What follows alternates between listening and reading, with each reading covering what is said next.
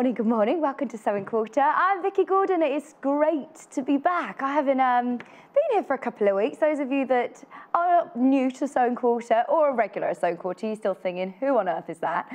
I'm Vicky. I have done a couple of shows earlier on in the month, but it's a pleasure to be back here. I'm an avid fan. I've been watching and watching and watching. I know in the office, everyone keeps saying, oh, you've been watching, picking up all the terminology now. But anyway, we've got a brilliant, brilliant show for you lined up. So, shall we have a look at the menu?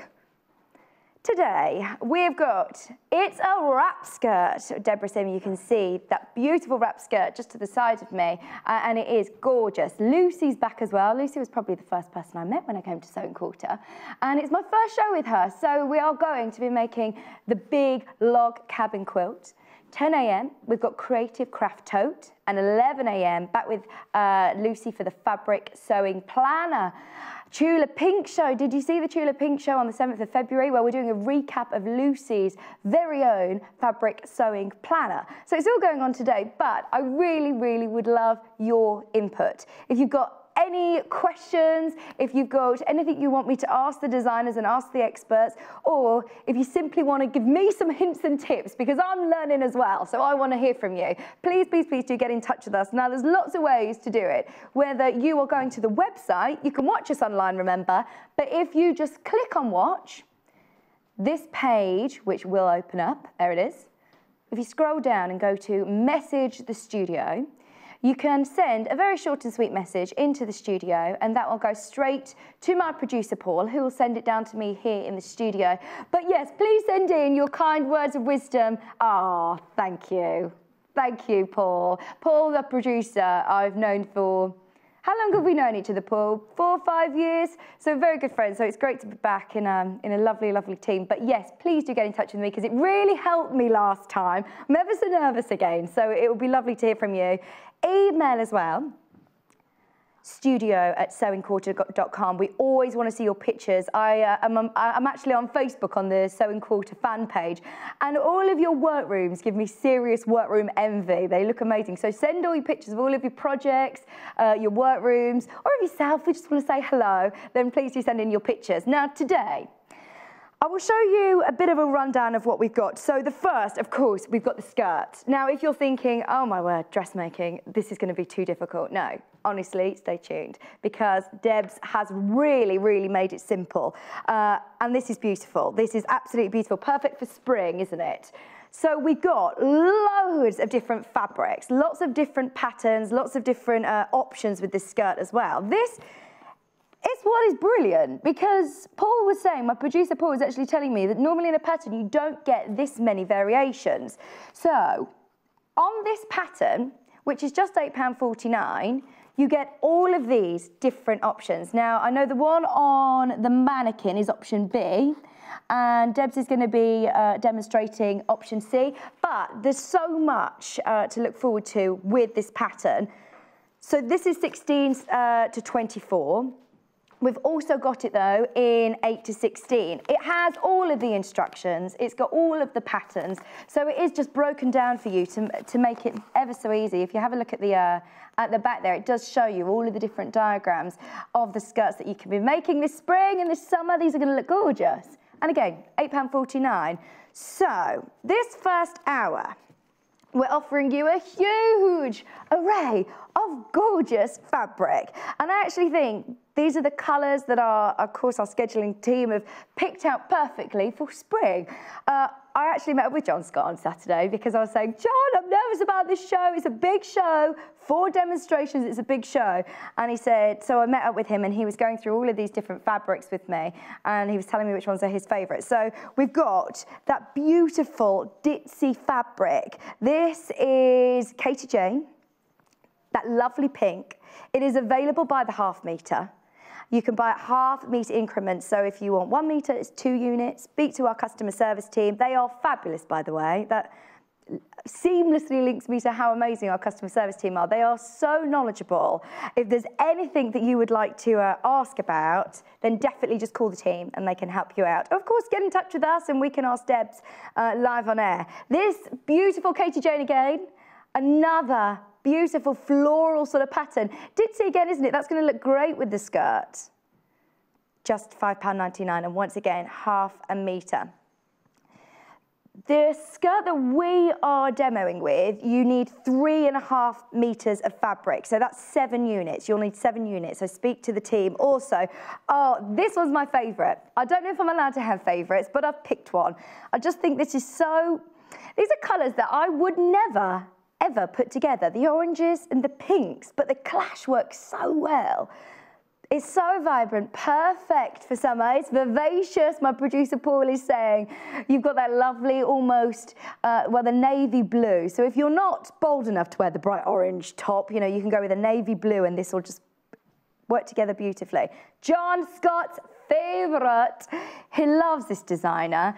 This is Adita Sitar, all top quality fabric, 100% cotton, machine washable, and I love this detail. How beautiful would this be to fussy cut as well? But on the skirt, it's going to look very, very classy and very, very, almost a bit vintage. I do love that.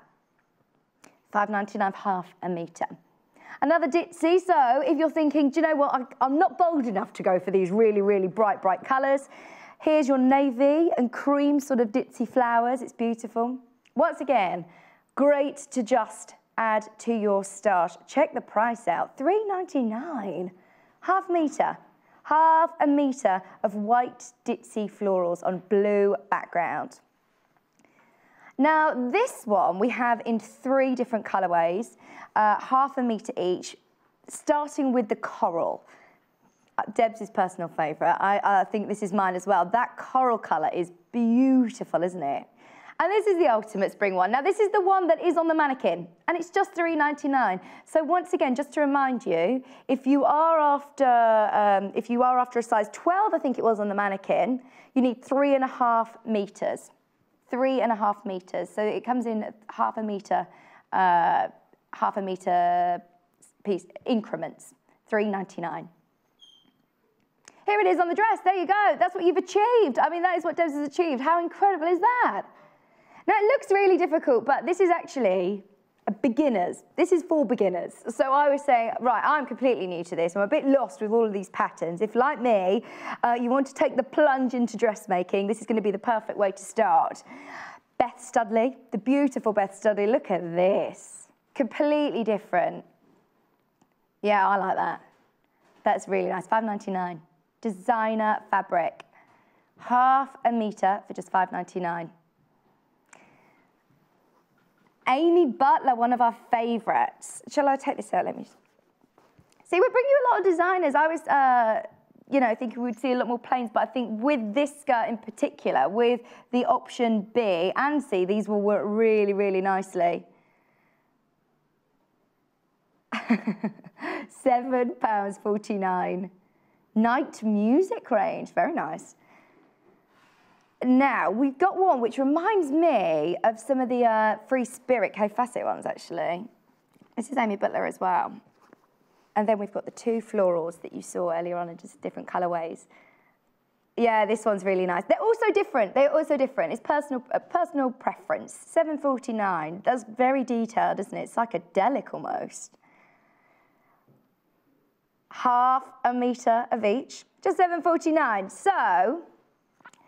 Deborah's going to be talking us through how to make the skirt in just a moment. I just want to make sure I show you all of these. A lot of people are already putting them in their basket. A lot of patterns have gone into the basket, so please do make sure you check out. Remember, no matter how many times you check out of your basket, you're only going to pay 1 postage and packaging all day long, which is £2.95. So if you are adding that pattern to your basket, I'm being told that half of the stock has already sold.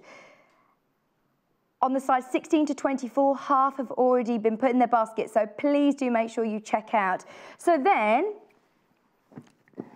oh, I've only got one here, Paul. There we are. Half a metre. So then, this is the final, same design. You've just seen this pattern. You've now got it in that lovely blue and yellow. £3.99. £3.99, I like that. And perfect for spring. Okay. So for anybody that's already put the pattern in their basket, please do check out. Now, I haven't done this yet, so I'm going to do a bit of a dance with my mannequin across to Deb. Hello, hello, hello. Hi. How are you? I'm very well. How are you? I'm good. I'm feeling a lot better now. Oh, I've had a good. couple of hours with you. You've really put my nerves at ease. So thank you very much. Nothing to be nervous about. Exactly. Just a little bit of sewing. Exactly. Nothing to be nervous about when you're saying we're making this and it's for beginners as well. It is, yeah. It's a nice, simple, easy pattern to get started with. There's no fastenings, no buttons, no zips, nothing like that. It's just ties that you stitch into the waistband and it wraps round. So nice and easy. Brilliant. In fact, I know Chris is going to be annoyed at me. In fact, shall I just go and grab the pattern so that we can show you exactly what you're going to be getting, because so many people have already put this into their baskets. Have you got one, in fact, that we've opened? That's probably better, yeah. So what you get inside is you get these pattern instructions, which look really over-facing, but you just need to take a minute to read through. And most of it won't actually relate to the skirt that you're making. So say that you're making this one, which is B, you would just go straight to the instructions for B, which are on the back of here. Yeah, so it starts with A and B there, if you want to have a look at that. Yeah, because this looks to me so daunting as a newbie, but actually when you break it down, when you were showing me, no, look, you don't need to worry about this, we're just working from this section, it does break it down really well. You did say it's actually, some patterns can be quite difficult to follow, and you said this is really easy. What it is that some of them use terms that you might not be used to, so things that you've never thought of before. But in the front of it, it also has a glossary. Oh, perfect. So you can have a look there, and it tells you the sewing supplies you'll need, how to select your pattern. That doesn't come with every pattern. It's just this one because it is for beginners. It takes you through a lot more of those steps for you. And yeah, you just need to start at number 1 and work your way through the numbers. Just go chronologically, like it's a recipe, and everything will be fine. Now, I don't want to scare anybody, but if you have got it in your basket already, if everybody checks out, then it has sold out. What size is that, Paul? That's both. If you check out of your basket, the patterns have already been very, very popular. So if you've got it in your basket, please, please, please check out. Anyway. Fabulous. Carry on. Good to know. Okay, so first thing I want to do is to show people how to attach the pocket. Right. So what you can see here is what I've done is I've placed the tissue paper over the fabric, yeah? And you can see all these marks and notches along the pattern. I'll do that again, just there and up here. Try and mark those onto your fabric as well, especially if you're a beginner, because it's sometimes not obvious where that's gonna go. Right. So what we're gonna do first is actually, while I've got the tissue paper attached, I'm gonna trace out where this dart's gonna go. Can you see how it's like a triangle like that? I'll show you what one looks like on a piece, because I've done some, here's what I've made earlier. Yeah, because this is one of the terms that you would think, okay, actually, everybody that knows dressmaking and sewing, you know what darts are, but this is something that you may not know. May not know. Okay, so you can see one here that I've completed. Just let the camera come in. What happens is you've got a triangle, which is on your tissue paper here, yeah? And then you draw that out onto your fabric, and you bring those two sides together of the triangle, like this, and you can see I've stitched all the way down that line there, yeah? And that produces slight shaping in your fabric. Now this is the back piece, so it'll provide a little bit more room for your bum or your waist or whatever. You need all of the room. You need all the room, especially if you're going to have a big dinner. So that's what we're going to do. The easiest way to trace it is to have your fabric down, put your tracing paper on the top, take your pins away, and all I do is make sure it's pinned on one side, fold your tracing paper back along the line of your triangle, like so.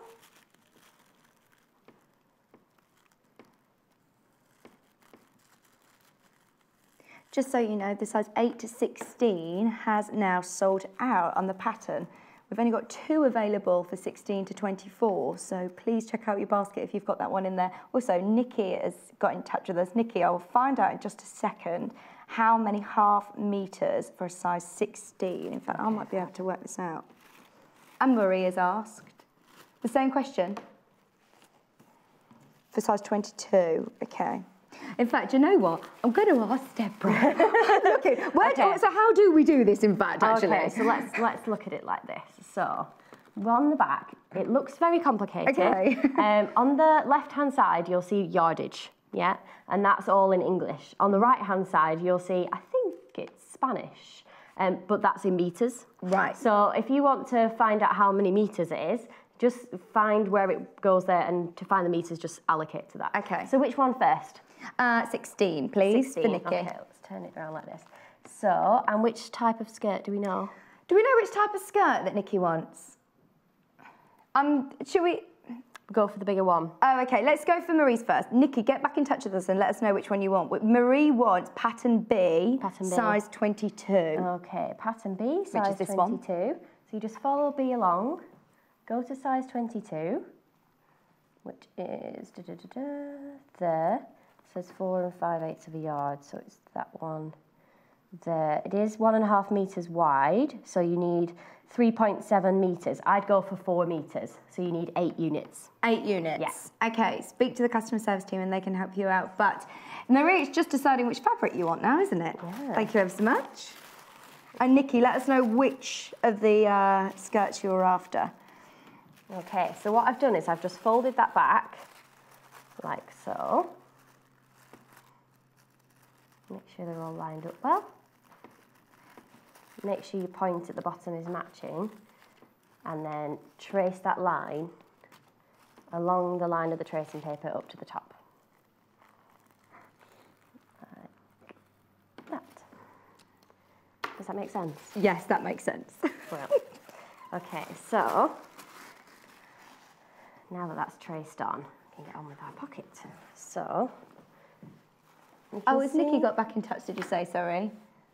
The pattern you're making now, please, Nikki has said. So okay, so that's C, which is, if you look here, which size was 16? 16. Okay, so 16, C, 1.5 meters. 1.5 meters, Nikki. There you are. 3 units. 3 units. So once again, you just need to decide which of the fabrics you want. Okay, so from here, you can see that I've already attached this one on. Yeah, and it's going to be at 3/8 of an inch seam allowance. Okay. Normally it comes at 5/8 of an inch, but what we're trying to do is hide that seam inside. So eventually we're going to do a 5/8 further up, but we'll do that first along this edge there. Okay. Okay. Yeah, it's lovely. I really like this. Did you choose to go with this one then? That is really nice fabric, It's isn't a it? gorgeous colour, isn't Yeah. it? I really like the way the pinks and the blues go together. Very nice. Okay. Just forwards and then backwards. Oh. That's always a good sign. Uh-oh. If you press C, it should clear it, I think. Try again. Yay, look go. at that with your technical knowledge. I know, it's like... Amazing. I could do it all by myself. There we go. 3/8 of an inch there. Have you used a sewing machine then? Yes, oh, I should show you a picture of the old school one. I sent a picture to a few. Did you get the picture, Paul? I think I sent you one of my mum's old, must be about 30 years old. Oh, wow, machine. yeah. But they've come on so much now, haven't they? Yeah, they're totally different now. But, I mean, the basics of them are the same. If you get one that where the bobbin's in the bottom, my mum's from like the 1980s is basically exactly the same as the newer ones. It's just these digital ones that are very different. Okay, so now what I'm going to do is I'm going to finish that seam. Right. Because that's going to go on the inside and people aren't going to see it. So, but you want it to be nice and strong. So let's just put it on the right setting. There we go. So I've put it onto a zigzag stitch. Yeah. And it should just do a zigzag all the way down. And that just holds all the threads. So if the fabric starts to wear away,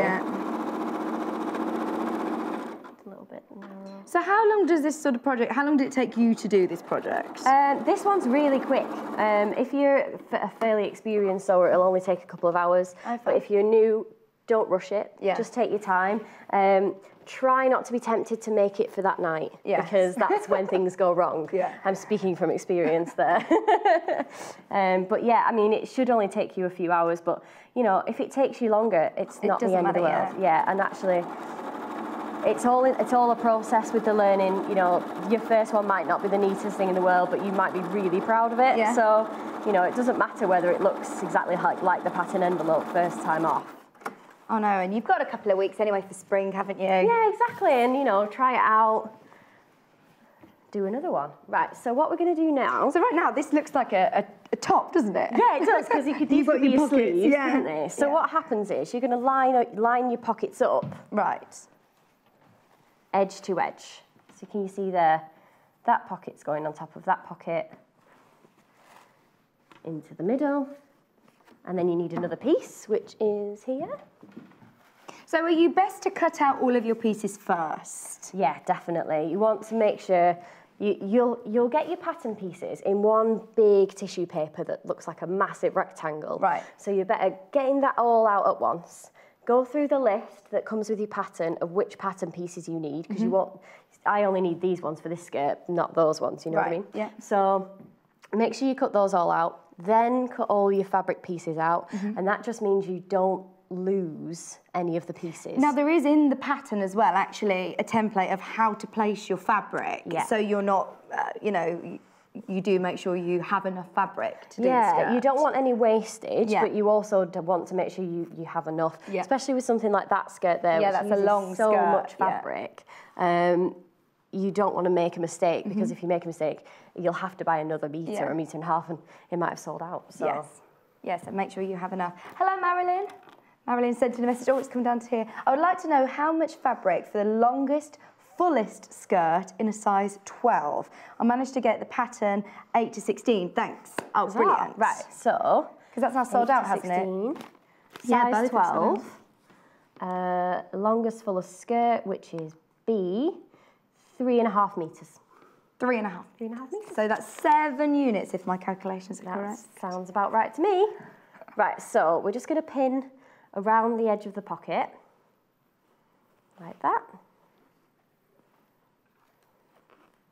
Just try and make sure you're I'm watching that. matching the edges. I'm hoping I can. Paul was asking me, my producer's saying, you're going to be able to do this when you get home.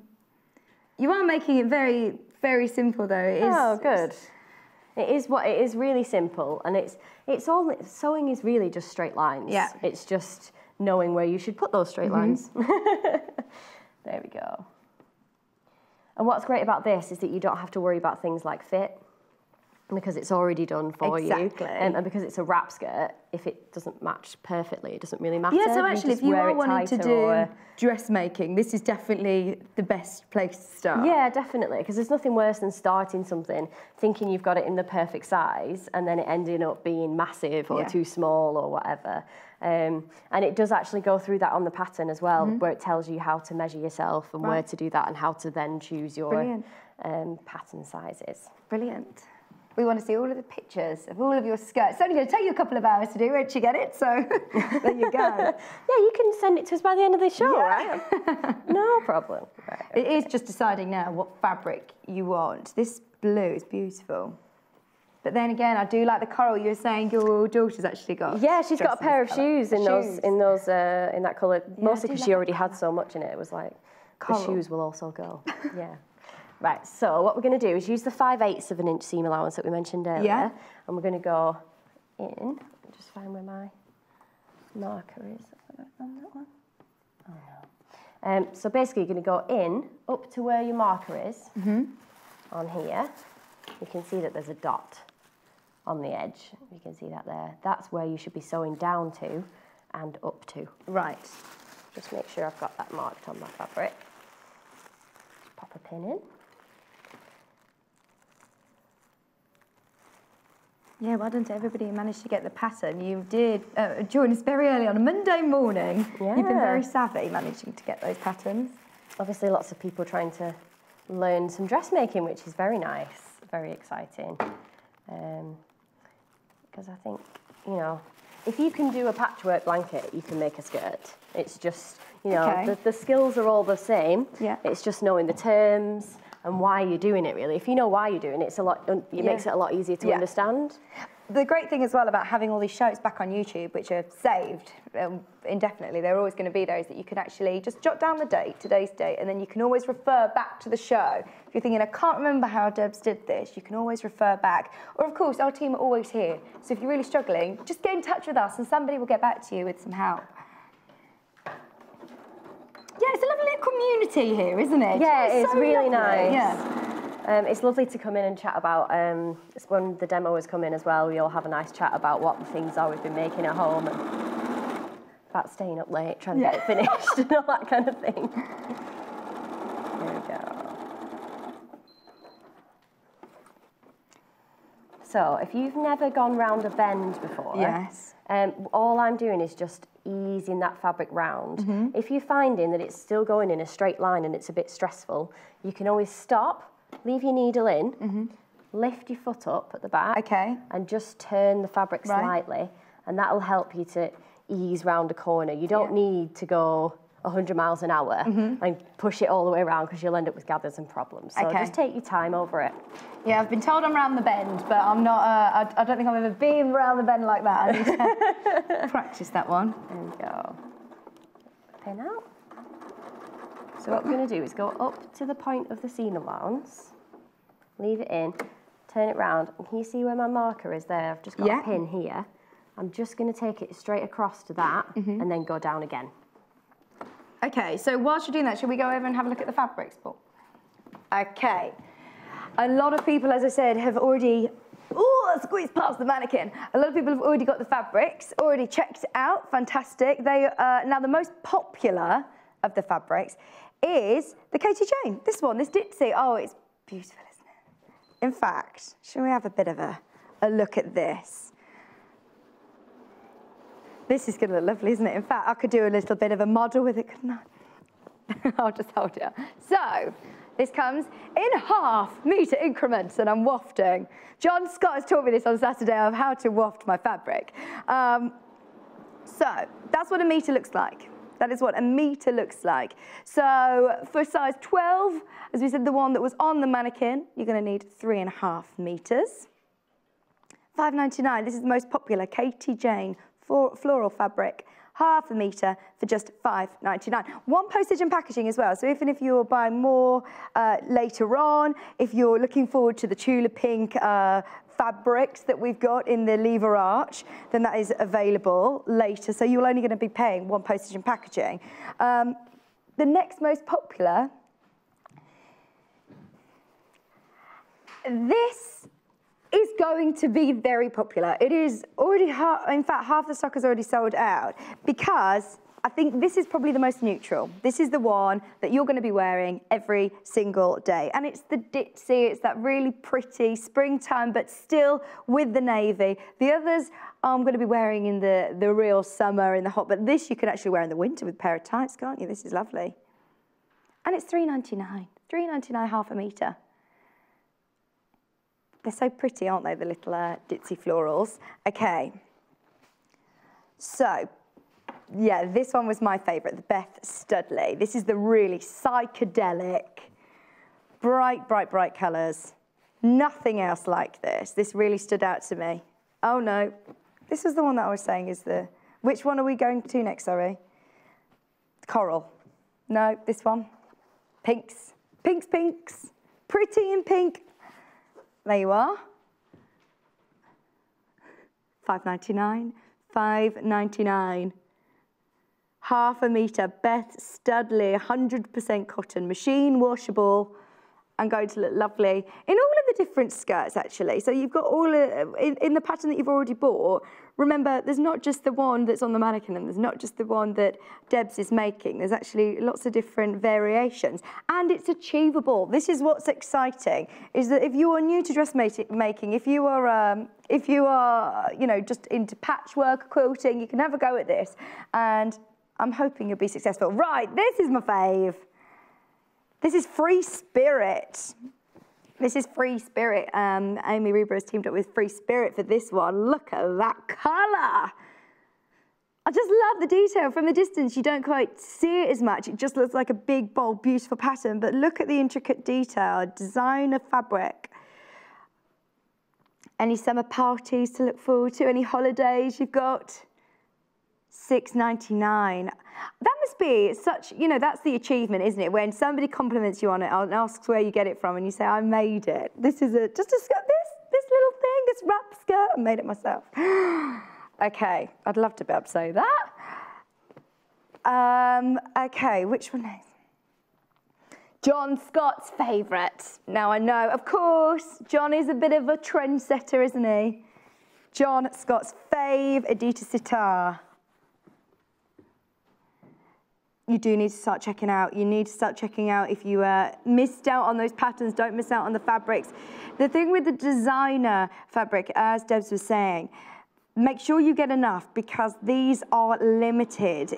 Yes, we'll try and get them back, but there's no guarantee. 1/2 meter increments, $5.99. If you did miss out on the patterns, never fear, because we have actually got a few other options. Now, this comes as a full pack of 3.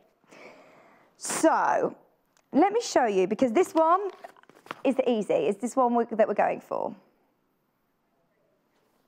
Pack of 3, sizes 6 to 14 and 8 to 12. So you've got the easy. So if like, you know, the wrap skirt, you want something that you're going to be relatively comfortable with and something that's really achievable, then this is perfect. So these are your beginner, easy. Or even if you're an intermediate and you want something just quick or you love these designs, then these are perfect as well. So it's $33.99 for all 3 packs. So in this one, you've got 6 designs. You've got another 6 here. Now this is your intermediate. So if my calculations are correct, that's 12 designs so far. Those of you that have known me for years, you know my maths isn't best. I'm still on my night school. And then this is your more advanced skirts. And this one you get 3. So 15 patterns for $33.99. You have stocked up your wardrobe with all of that, all 3. So if you missed out on the patterns earlier on. Now we also have exact same bundle, but in different sizes, in size 12 to 22. Now I need to ask Deb actually, if you're, I suppose with the wrap skirts, it's not as, it doesn't matter as much, but do you think you should go up a size a bit to make sure that you're...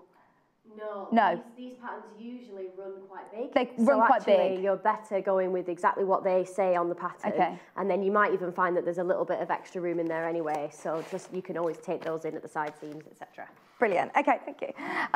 In fact, we'll get back over and see what's going on. So,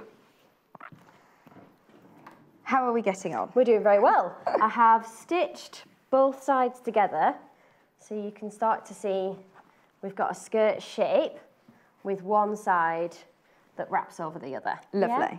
So what we're going to do next is I've just got to... Do you always do everything inside out? Yes, yeah. Because what you want to do is make sure that these extra bits, all your seam allowances, go on the inside of the garment. So if you did it the other way around, you'd be able to see all of that on the outside, which is a nice design feature. Yeah. Especially if you do it by mistake. It's a good design feature.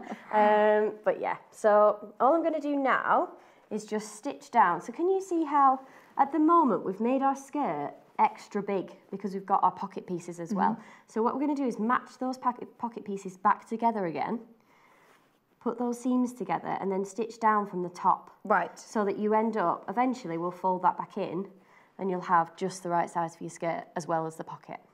So match those 2 seams back up together. So do you find the pockets is probably the trickiest part on this? It's just a new skill. So it's probably, I'd say maybe the darts are the trickiest bit because you might not have done them before. But as soon as you know what you're doing with them, they're really simple. It's just knowing the steps. Right. Okay, so pop that back together. And then pop that one back together as well. So you'd match up your seams together and stitch down the sides. Just do that very quickly. In fact, there are a lot of new buyers getting involved as well, which is lovely. As I'm new to this, I want all of your hints and tips. I want to see your pictures. Please send in your messages. I've had lovely words of encouragement so far, so please do get in touch. But if you are a new buyer, if you spent more than £10 or if you're planning on spending more than £10, you will also get this free cutting mat, absolutely for free. Now, you don't need to fill in anything, do you? No, that's just going to be sent along with you. There you go, that's it, worth £16.99 for all orders over £10. So if you're watching on Sky later on the replay, because it is actually repeated all day long on Sky, then check availability on anything that you've seen, and also spend over £10, you are getting that for new customers. Fantastic. So I love all those little perks. It's brilliant, isn't it? Nice. It's nice to have new sewers as well, because I think too many people are a little bit nervous of trying something new, and actually it's really simple. Well, really we have easy a and lot very of... satisfying as well. Yeah, it's quite. Do you find it quite tranquil? Yeah, definitely. And also, there's something very nice about choosing what you like to wear and deciding on that, because I think some people, probably like myself, find shopping quite frustrating because you don't have any of the things that you want to wear. Yeah. So actually, once you get away from that, it's really nice. Yeah. There we go. Got a nice message from Nicola, is it here? Does Deb have any tips for cutting the pattern? Completely new to sewing skirts, she's saying. Okay, so when you're cutting, pin your pattern pieces to the fabric. You're probably going to have folded your fabric in half, and you want your right sides on the inside, wrong sides on the outside. So this is what we call wrong sides. Right side is the colourful version, the bit you want on the outside, basically. Make sure that's so that every time you draw on it, it's not going to show on the wrong side of the fabric, the right side of the fabric. The only other thing is to pin it down to the fabric and just make sure it's all really nice and flat. Try and follow the grain line of the fabric. I'll show you what that is in just a second. We'll finish this stitch, and then I'll just show you what that is. There we go. So your grain line is basically, if you see, when you lay it like this, it's quite easy with a pattern because you can see that they've chosen to put the pattern one way or the other way. If the pattern was kind of twisted, then it would make it more complicated. But what you can see, if you do zoom into the fabric there, can you see how when I pull it like this, it bends a little bit? Yeah. Yeah, that's a straight line. Put that one, that's on the straight grain as well. Yeah. If you pull it that way, lots of stretch, that's on your bias. So you want to make sure you're always cutting flat like that where it tells you to. And each of your pattern pieces has an arrow, she says. Is there one on this one? Oh, it's not on here.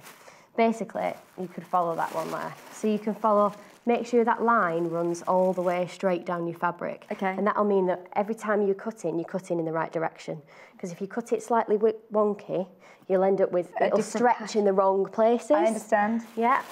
Ah, nice. Thank you ever so much. See, that's really good. Really good question. Thank you, Deb. Okay, so I'm going to show you now how to do your dart. So you see where we marked it earlier with the triangle? What we're going to do is pinch at the point of where that triangle ends.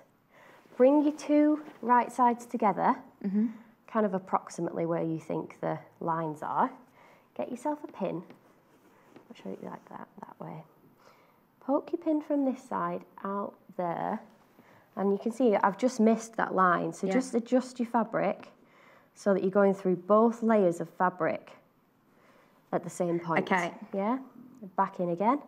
Now you've just used a marker pen as well that can be this pen here, which is water erasable. So you literally just use a sponge to dab that back off again if you want to. It'll come off in the first wash, so it should be fine.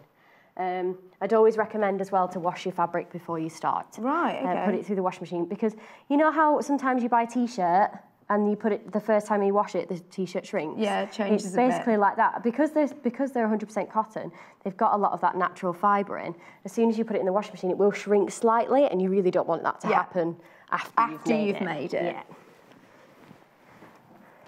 Okay, so pop that under your sewing machine. So what we're going to do is we're going to stitch from the top of the fabric all the way down to the bottom. Now, usually when you start, you run forwards and then backwards a little bit and then go down. You're going to do that first, but at the very end, you just let the needle run off the edge of your triangle and leave some nice long ends, because we're going to tie those together. Okay. If you ran backwards and forwards over it, you'd end up with a little bumpy, bulky bit, which you don't want. Okay. Okay, so we're just going to do straight. Yeah, so backwards and forwards first. And then just follow the line you've drawn onto the fabric. There we go. And then just follow it down so that it pops off the end. See, these are all the little hints and tips that if I were doing this, I'd be able to go back and watch and remember, and that's what makes it achievable. If you get a bit stuck, you can always go back and watch Deb back at all of these little bits. Okay, so if you haven't done dressmaking for years, I know a lot of people are getting in touch with us saying that they've actually haven't done dressmaking for 30 years and they're starting again. Yeah, which is fantastic as well. I think it went really out of fashion. People weren't doing it anymore, but it's really coming back. With the Great British Sewing Bee, didn't well, you? yeah, we did our best. So yeah, I think, I mean, my mum definitely picked it up again. She loves sewing again now.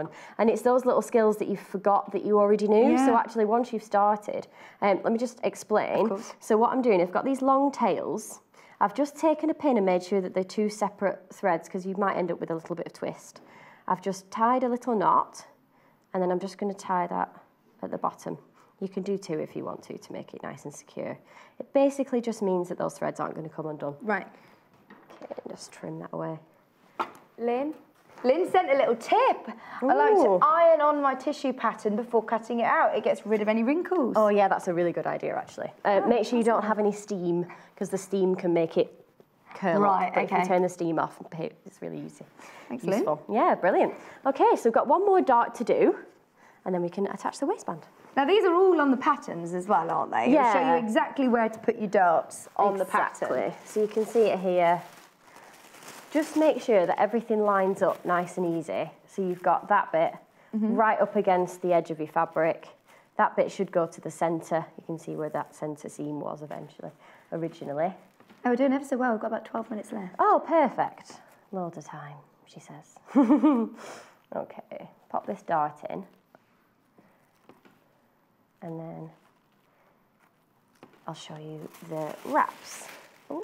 This is getting me excited for my holidays. You know, I've got my holidays next week, so I'm going to be wearing my wrap skirt. I've got a week. I've got time to do it. Oh, it's achievable. Great. Yeah, you can do that. That would be nice and easy to do. Where did I put my pen? Is it under here? Oh, there it is. Sorry. No, you're right. So I'm just showing a slightly different way of doing it. So what we did before was we folded the pattern this way and that way, which isn't always possible because you might not want to. It might be quite strong, you might want to do something different.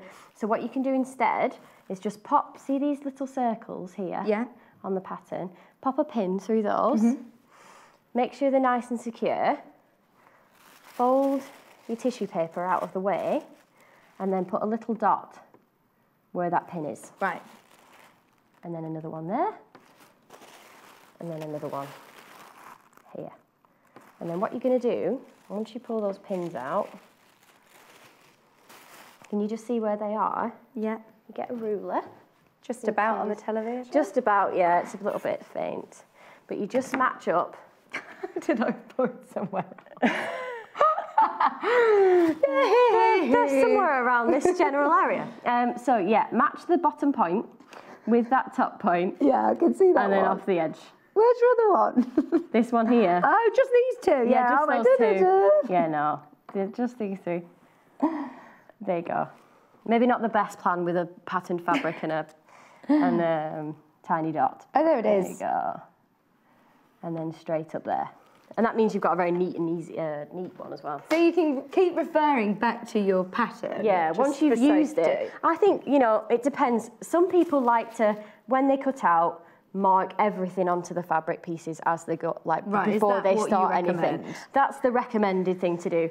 I tend to just go back to the bits that I know that I need. Okay. But that's just because I've been doing it a while. Yeah. Oh no, I'd have to do it all out exactly ready to go. And then you can always, if you want to have a break, and then you come back to it another day maybe. Yeah, then it's already there and you don't have to kind of worry that you've forgotten something. Yeah. That's the worry. It's always better to use a water erasable pen than an air erasable because if you put it on, come back to it, the markings have all gone. Yeah. Little message. Hello, Alison. Thank you so much for all of your messages. Morning, ladies. Deborah is making this easy to understand. Thank you. Do you have to put the pockets in? I'm not sure if I can do them, she's saying. Okay. You can. You definitely can do the pockets, but you can also leave them off if you want to. Confidence. Do two versions. Do your first one. Do a nice, easy one without any pockets in, so you don't get overfaced. In this one? Yeah, there's pockets in that one. See, they're really nicely hidden, aren't they? As well, there they are. Yeah. And everything should have pockets. Yeah, that's my theory in life. So, but yeah, if you're a little bit worried, leave the pockets off the first time round, and then second time round, put the pockets in. Yeah, good idea. Because then you already know what all the steps are, don't you? And it's not too much of a scary thing. So I'm just going to put that. We believe in you, Alison. You can do it. Yeah, absolutely. It really is just following the steps, and I know that they seem very complicated, but as long as you only concentrate on one bit at a time, it's nice and simple. Okay, so run that right off the edge again. This is probably the part that I thought was the trickiest when looking at the brief, when looking at the patterns. I was thinking, this is going to be the hardest bit. The pockets look quite simple, just another pattern that you're stitching onto it. It's just another piece. It feels more complicated than it really is. And if you've got everything well marked up, you shouldn't have a problem at all. Remember, if you've got anything in your basket, then please do check out. I hate to sound like a broken record, but it is not yours until you check out. And no matter how many times you check out of your basket, you're only going to pay one postage and packaging. I know so many people getting in touch with us saying they missed out on the patterns. Remember, there are the alternative. There's the alternative bundle as well. Okay, so put that in that way. Lie that flat. So you're just going to lie, show you here, that pocket piece flat against that fabric, because that's going to then go into your hem, into your waistband like that. Like this, and like this. So what's nice about this is you can now see what it will look like. So if you want to try it on, yes, it's coming into shape coming now, together. isn't it? You can sort of see the dart shapes coming in and that roundness. So if you want to try it on at this stage, this is the best point, because if you've got any problems, you can get rid of them now. And then, so you're trying to make you try it on. Yeah, I can tell. So go into the middle and do a bit of a catwalk bit. No, Deb's taking it now. Oh, it's gone. It's gone. There's nothing you can do. Moment's gone. It's still here. If the moment takes you. No. Right. If it just takes me into the middle to do a little dance. Yeah. Okay, so now we've got our waistband. So I've interfaced this with some of our medium iron-on interfacing. Okay, we've got the interfacing as well available. It's on the screen below if you're watching on the web. It will be there in a moment once Paul's put it on. So all you do with your interfacing is just lie the, have you got some there? $2.99. You lie the wrong side of the fabric against the shiny side of your interfacing. Okay. Yeah. Put them on together onto your ironing board. Set your iron to no steam, very hot, depending on the fabric, but this is cotton, so it can take a lot of heat. And then you just place your iron. You know how you normally iron, like swinging it back? Yeah, I do. And then burn your arm. Just place it very evenly in pieces along, because it needs to, the glue needs time to heat up. Okay. And then attach itself. So it's more of a press than an iron. Yeah, exactly. Okay. Yeah. So do that. And then what we're going to do next is attach our ties. So I've already completed these because it would have taken me the whole hour just to turn them out, which wouldn't have been very exciting. So all I've done is I had a wide piece of fabric that looked a little bit like this one, but without the interfacing. Yeah. Folded it right sides together and then stitched down and across. All the way across. All the way across, leaving a gap in the middle. Okay. And then what you do, see, this is like How do you pull it through? Because that is ever so long, isn't it? It is a lot. It's just a long job, basically. Okay. You can get lots of tools, and I think that we do a few different kinds of tools to do that with. But all you do is just turn those out on themselves, and just patience and picking it through, and just keep going with it, and it will come through nice and easy. So this is for the top of the skirt. This is for the waistband. So what happens is the waistband attaches to the skirt, and the ties attach to the waistband at the edges. So that this is your waistband, and these are the ties. So the tie goes up against the edge of your waistband, like so, and the other side for the other side, like that. And then just baste those in place. By baste, I mean a longer stitch on your sewing machine, and it holds it only on about 2/8, 3/8 of an inch sewing seam allowance, because all you're doing is holding it in place, because eventually it's going to be sewn through when the waistband gets attached. But about 4 minutes. Okay, I'll just show you this, and then we'll start to put the waistband on, and we'll see where we get to. We should be all right then. Just go straight through that. It is slightly thicker, so if it does get stuck, just lift your foot up, move it forward slightly, and then put it back down and start again. little message coming through from Marie. Dear Sewing Quarter, I'm a big fan of your show. Can I ask, are there any wraparound skirts patternless? I can't find them online. Right, so these ones have sold out. They sold out in the first 10 minutes. They did sell out in the first 10 minutes. I will show you before the top of the hour the other patterns that are available, because there's some other beginner patterns, intermediate and advanced patterns that we've put into a bundle, so I can show you them. I know they've all been very, very popular today. I think everybody's ready to make their skirts for spring. Okay, so we get our skirt, lie that down, right side up. You can see you've got a pin in there for the fabric as well. You put your waistband on,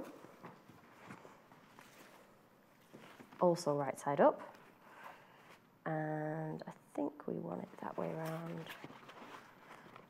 So we want the tie at the bottom. That's about right, isn't it? So you haven't used interfacing in the, no, you haven't in the actual tie, just on the waistband? No, just on the waistband. If you tried to do it on the tie, it wouldn't hang quite as nicely as that does. Okay.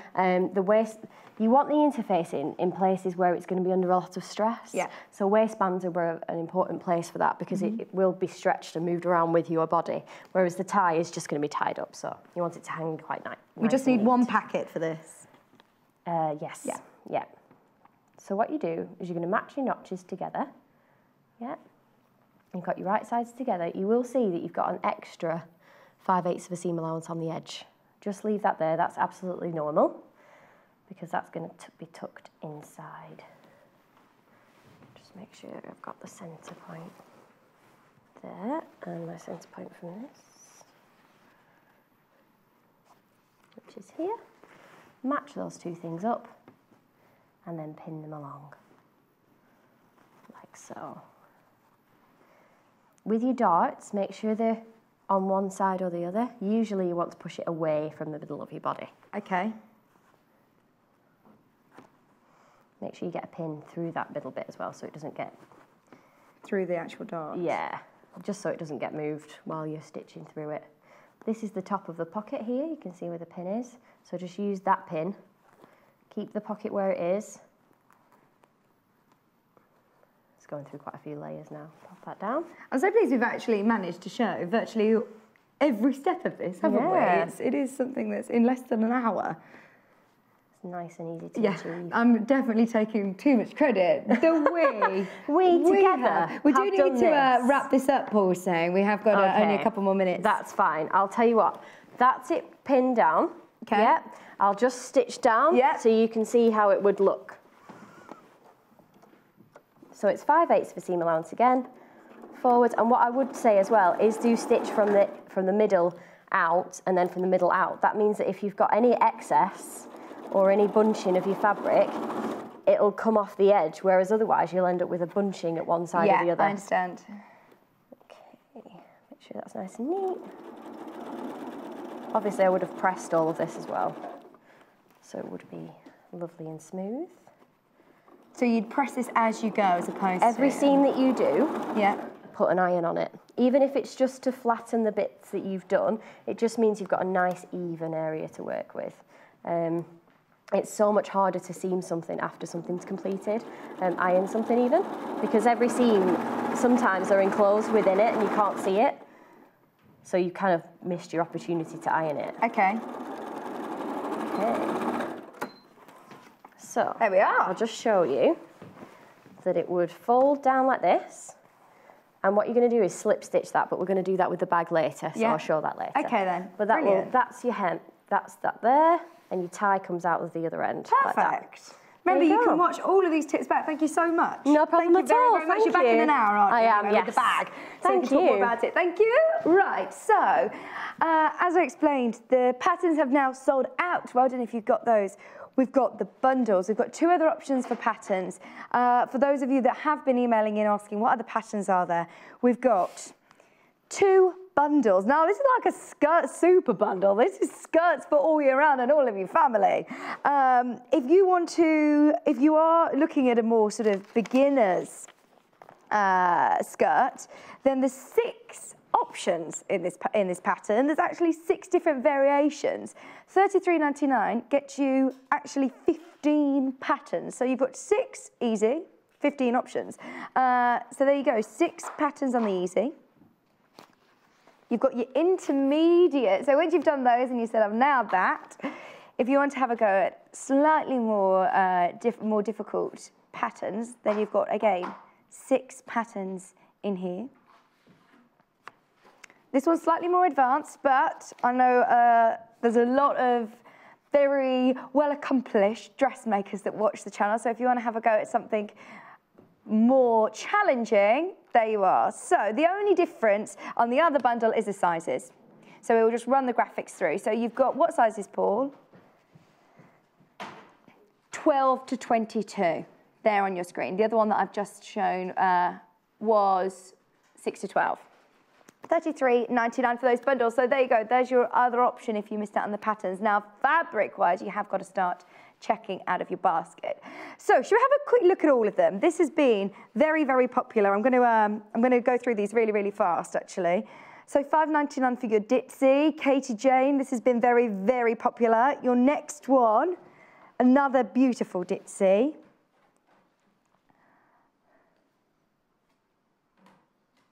This one, $5.99, Katie Jane, the turquoise garland.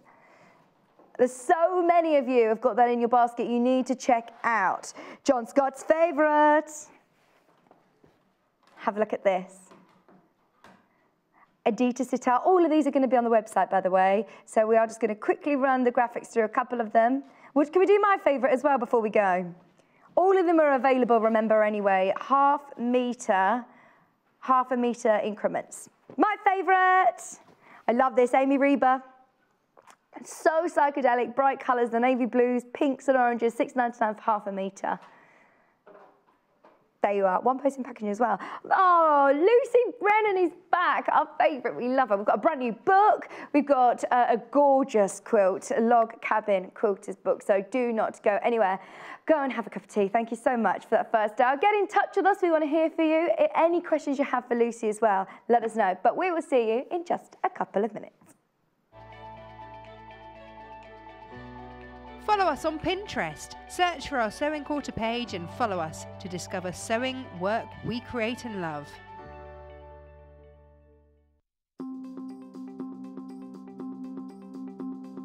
Hi, I'm Victoria Peat and here are my top tips. My first tip is when dressmaking is to wash your fabrics. As soon as you get home or as soon as it arrives in the post, stick it in the wash. Wash it as you would do with the finished garment, get it ready so that when you're ready to sew, you're ready to go. My next tip is posture. When you're sitting at your sewing machine, particularly when you're doing something like quilting, pay attention to how you're sitting in the chair, because quite often when you're really concentrating on quilting, you have a tendency to hunch, and before you know it, you'll end up with a bad back. So my last tip is to not sew when you're tired. So many times I've sewn when I'm tired and I make mistakes, and you find yourself unpicking or wasting fabric.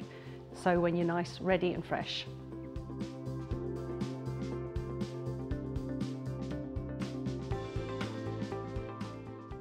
Sewing Quarter is the UK's first TV channel dedicated to sewing and quilting. On air and behind the scenes, our team of top industry experts work hard to bring you tons of exciting projects. Whether you're into dressmaking, bag making, piecing, patchworking or quilting, you'll learn something new every day from our talented guest designers and fabulous presenters. Our online shop is packed with tools, haberdashery essentials and fabulous fabrics, from simple solids to designer gems.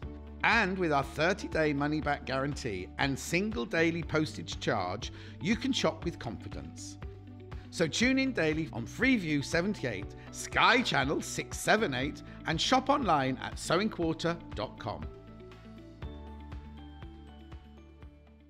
Join Sewing Quarter at the Sewing for Pleasure show this March. From Thursday the 15th to Sunday the 18th, the NEC in Birmingham is transformed into fabric heaven, where you can enjoy sewing, quilting, patchwork and dressmaking with the experts. Find the Sewing Quarter team on stand H06. And with the chance to meet our guest designers as well as presenters Natasha and me, John, we'll have live demonstrations for you to enjoy, plus special show prices on exciting product. Snap up your tickets and bring a friend for free with our 2-for-1 ticket code exclusive to Sewing Quarter. Quote the code EV26 at www.sewingshow.co.uk and you can get 2-for-1 prices on adults and seniors for 1, 2 and 3 day tickets.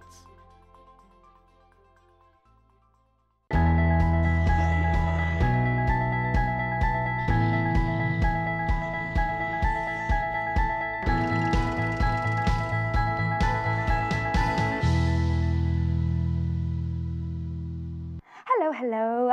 Thank you so much for all of your lovely messages, by the way. I'm Vicky Gordon with you until 12 o'clock. And we're with Lucy Brennan this next hour, which I'm really excited about because I was supposed to be with Lucy, I think, for my first show, and she keeps avoiding me. So I'm with her for this first time with Log Cabin Variations, a brand new book and gorgeous new bundles as well. So I know that Lucy has put together a lovely quilt, which we'll be showing you in a second. But I mean, this is a lot of fabric. You get a lot of fabric in these bundles, 9.5 meters. So this is a big, big quilt. Of course, you can do the different sizes, but look at all of the gorgeous fabric you get in this bundle. So brand new book. I don't think we've done a book that is just specifically based on Log Cabin Variations. So that's lovely. You've got 9 different patterns in there, but all of this fabric, 105.49. So you've got 9.5 meters in total. The white bottom fabric there, 3.5 meters. That's your optical white. This is Amy Butler, one of our faves from the last hour. That's 2.5 meters. Beth Studley, 1.5 meters of Beth Studley.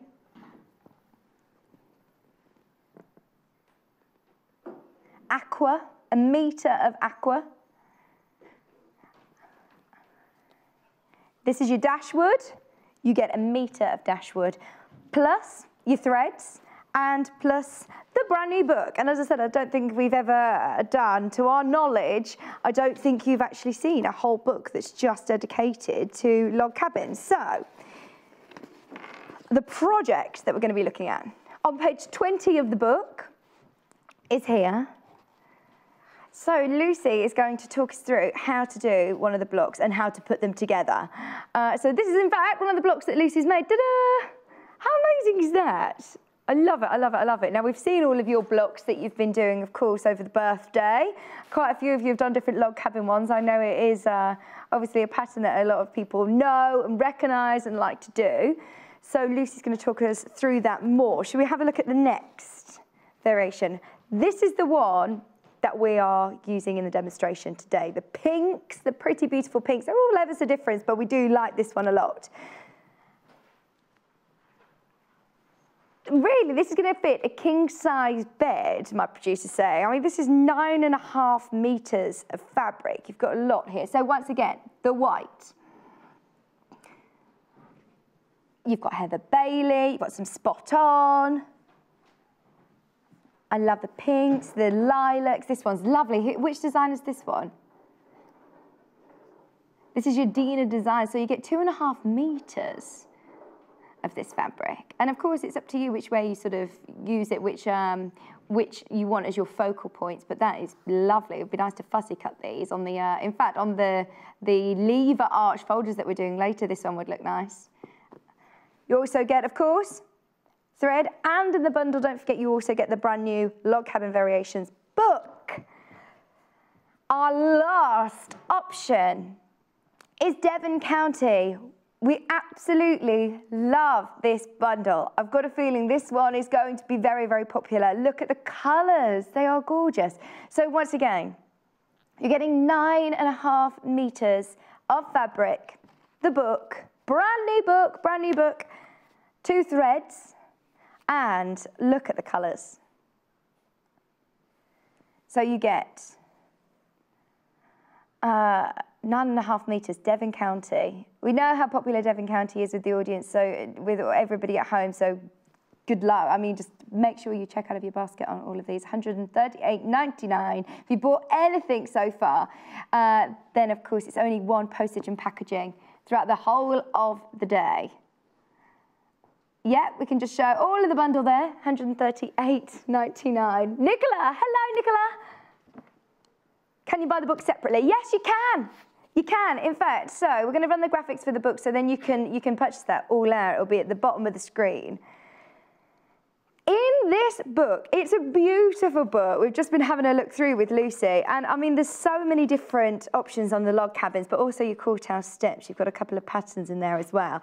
Oh, I have been learning all about log cabins this weekend with John Scott. We went for a coffee on Saturday, so he's been helping me doing all these diagrams, and he was saying, no, blocks are square, Vix. I was like, that is a square. It's like, no, that's not square, doing my drawings. But anyway, you've got 9 different patterns. Premiere today. That's £10.99 on its own. Okay, should we go and see Lucy? Hello, hello, hello. Mwah. How are you? I'm all right. Good. I'm good. I'm a lot more relaxed since the first time I met you. Good, good. And I've learned a lot about log cabins. This is something that a lot of people already know, but we've never actually had a book specifically for log cabins. No, and it is a beautiful book. There's lots of really good patterns in there and different ways of playing around with the log cabins, different size log cabins and different things that you can do with them. So. Okay, now we obviously do not have time to do the whole quilt with 9.5 meters of nor did I. No. But well, this is one you made earlier. It's It's one that I've made, gorgeous. yeah. And this has got some applique on there as well. So you've got that applique butterfly design in the centre. You're saying you're out celebrating Chinese New Year, weren't you? I was, yeah. Year of the Dog, isn't it? Yeah, Year of the Dog. Took the family and saw the Dragon Parade in Manchester. Oh, brilliant, brilliant. Yeah, it was really nice. No, we've only got an hour, so we're going to try and show you as much as we possibly can. Yes. Our kits are going to make the whole of the 9 blocks as well. Yeah, the whole of the 9 blocks. So the finished quilt size is 76 inches by 76 inches. So you can put it on a king size bed. It's not quite king size bed size, but it is a really, it's a really good size for a quilt. In fact, this is the one that is on the front cover, isn't it? It is, yeah. So there it is. So we're going to show how to do one of the blocks, then how to add them together. Yes. So it's made up of 2. It's kind of confusing because the one behind me is actually 4 blocks. So it's 4 log cabin blocks made up into one sort of larger block for the pattern design. So in the quilt, you've actually got 2 variations of how you put the blocks together. Okay. So one with the butterfly and one without.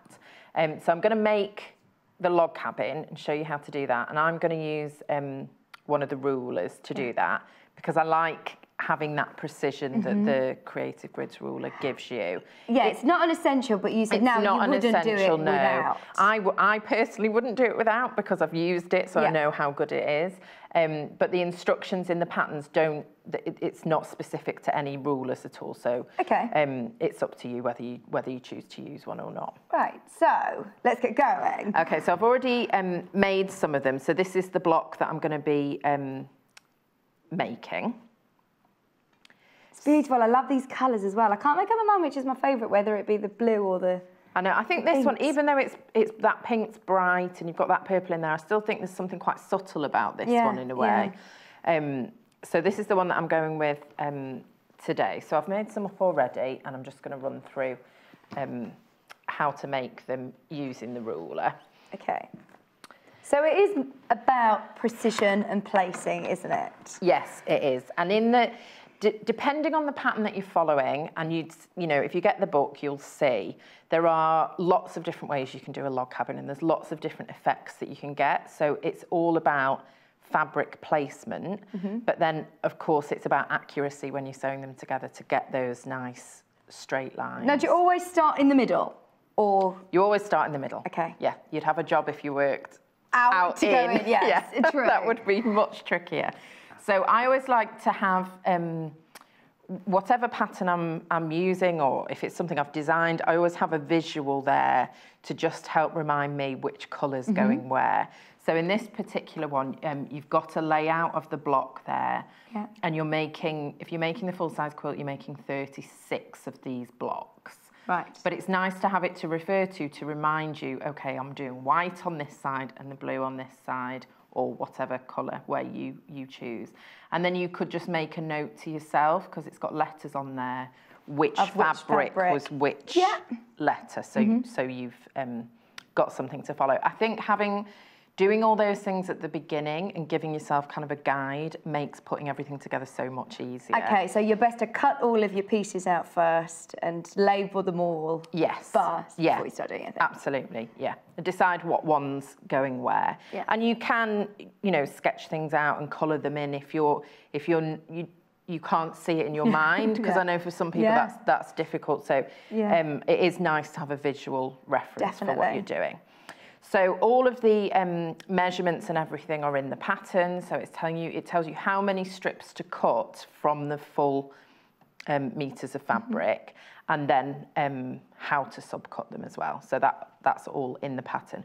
I've already cut my strips, and I've done it slightly differently because I'm using the ruler. So I've done it according to the measurements with the creative grids. So I'm starting off with my central square, and then I'm just going to add a piece. Now, depending on the pattern, this could be a plain fabric or it could be a colour. It's just whichever one is going to be your starting Wasn't traditionally point. the centre one always either red or yellow? That's the heart of the John's home learned very well.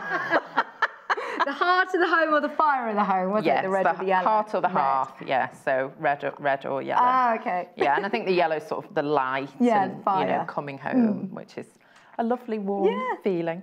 But I'm going with pink. We like pink too. Just a bit different. So I'm just going to sew this with a 1/4 inch seam allowance. Now on this machine, I'm not using my 1/4 inch foot, I've just moved the needle over because it has a setting for 1/4 inch, so that I'm using the edge of the foot as a guide, but the needle's moved position. And I am using a darker thread today, just so that you at home can see. I wouldn't advise using a darker thread usually, but... You do get the threads included in the bundle, actually, the pink and the whites. So it's just so you can see. So at this stage, I'm just finger pressing between each round as I'm adding to it. And that's because I'm using the trim tool, so I'll do a whole round and then trim it off. If you are doing this following the pattern and you're not using a ruler, I would press each time, because you're always going to get some movement. I mean, you can, even if you're using a ruler, if you want to be very precise. But you're always going to get some movement and some shifting. So to keep it nice and accurate, I would always press. Okay, with an iron, just press. With an iron, just press. But, you know, rebel and time, I'm just going to keep going. So it's 2 plain strips, and then it'll be 2 of the patterned strips. And always I'm pressing away from the central square. So all of my seams on the back are going out from the square.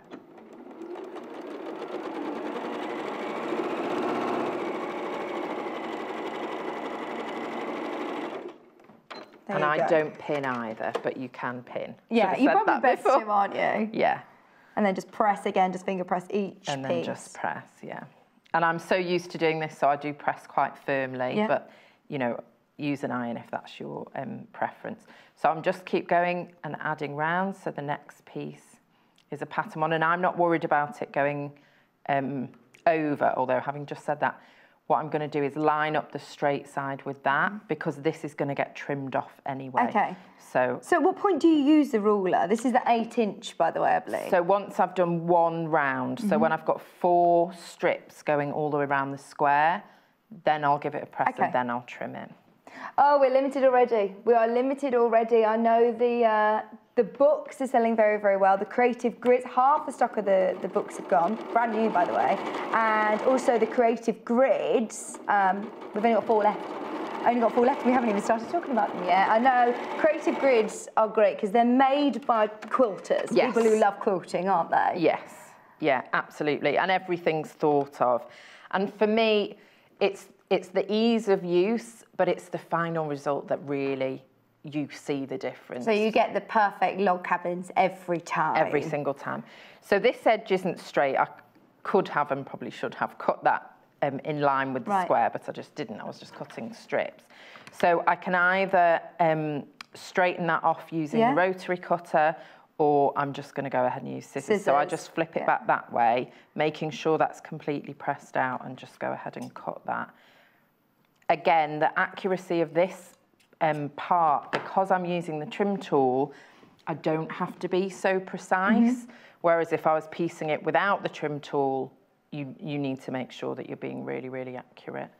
Now, do you just know where to place all these pieces now from experience? Yes, yeah. But that's why I always say always refer to the diagram, because it does, you're going, I'm going clockwise around the square. You can also go counterclockwise, but I'm following the pattern, so we're building it up, going clockwise each time, adding around. So this is going to be like your corner. Oh no, sorry, the inside, isn't it, with the white actually? So this is, I'm making one that, of those, one of those, You have to think about where it was then in the corner, yes. And you'll notice I always try to sew from this side with the seams up, because that helps stop me from catching the seams underneath. Okay. So if I can see these, I know to press that, you know, that way. And also because I haven't pressed. If you've pressed with an iron, it's easier, but... We've had a message. John, I've already told Lucy about the heart of the home, but it's glitter nails. We've already had this conversation. Glitter nails, Lucy. Is that, that's because of the glitter plastic coming up later on. We've already had girly screams in the office. I am celebrating. It's because, did you say it's your husband's birthday? So yes, you've got glitter nails to celebrate. It's a big birthday this week, so we're having lots of celebrations this week. So now we're pressing. So now I'm just pressing, So trying not to iron, because you don't want to disturb those seams. So just, I'm literally, it's like bouncing the iron up and down. So even though I'm moving it, I'm not actually ironing. Yeah, we had this demonstration earlier with Deb that she was going, I iron like this. Do you do love ironing? Swinging it about. Okay, so now I'm going to use the ruler to trim it up.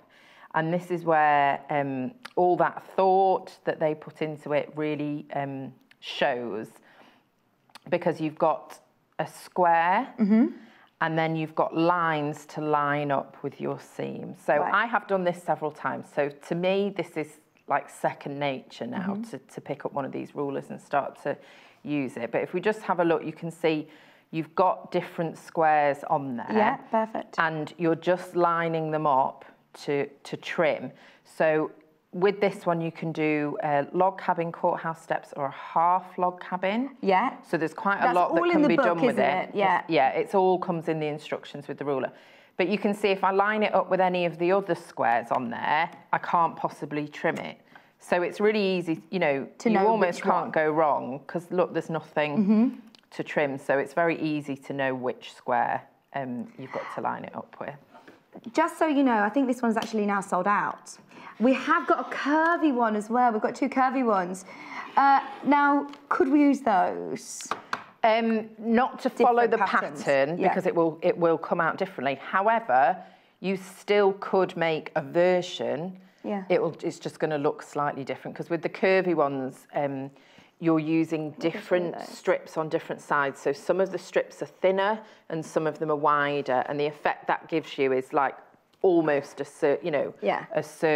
So there you go. When it's finished, you can see the end result. This one's a nice wave or a circle. There's also you also can make sort of a star effect. You're showing me on a quilt. You can. So if you imagine that one there, if that was reversed and you had the white in the centre, the wider strips were the white, and then the butterfly in the middle, so it would be like a butterfly in a circle.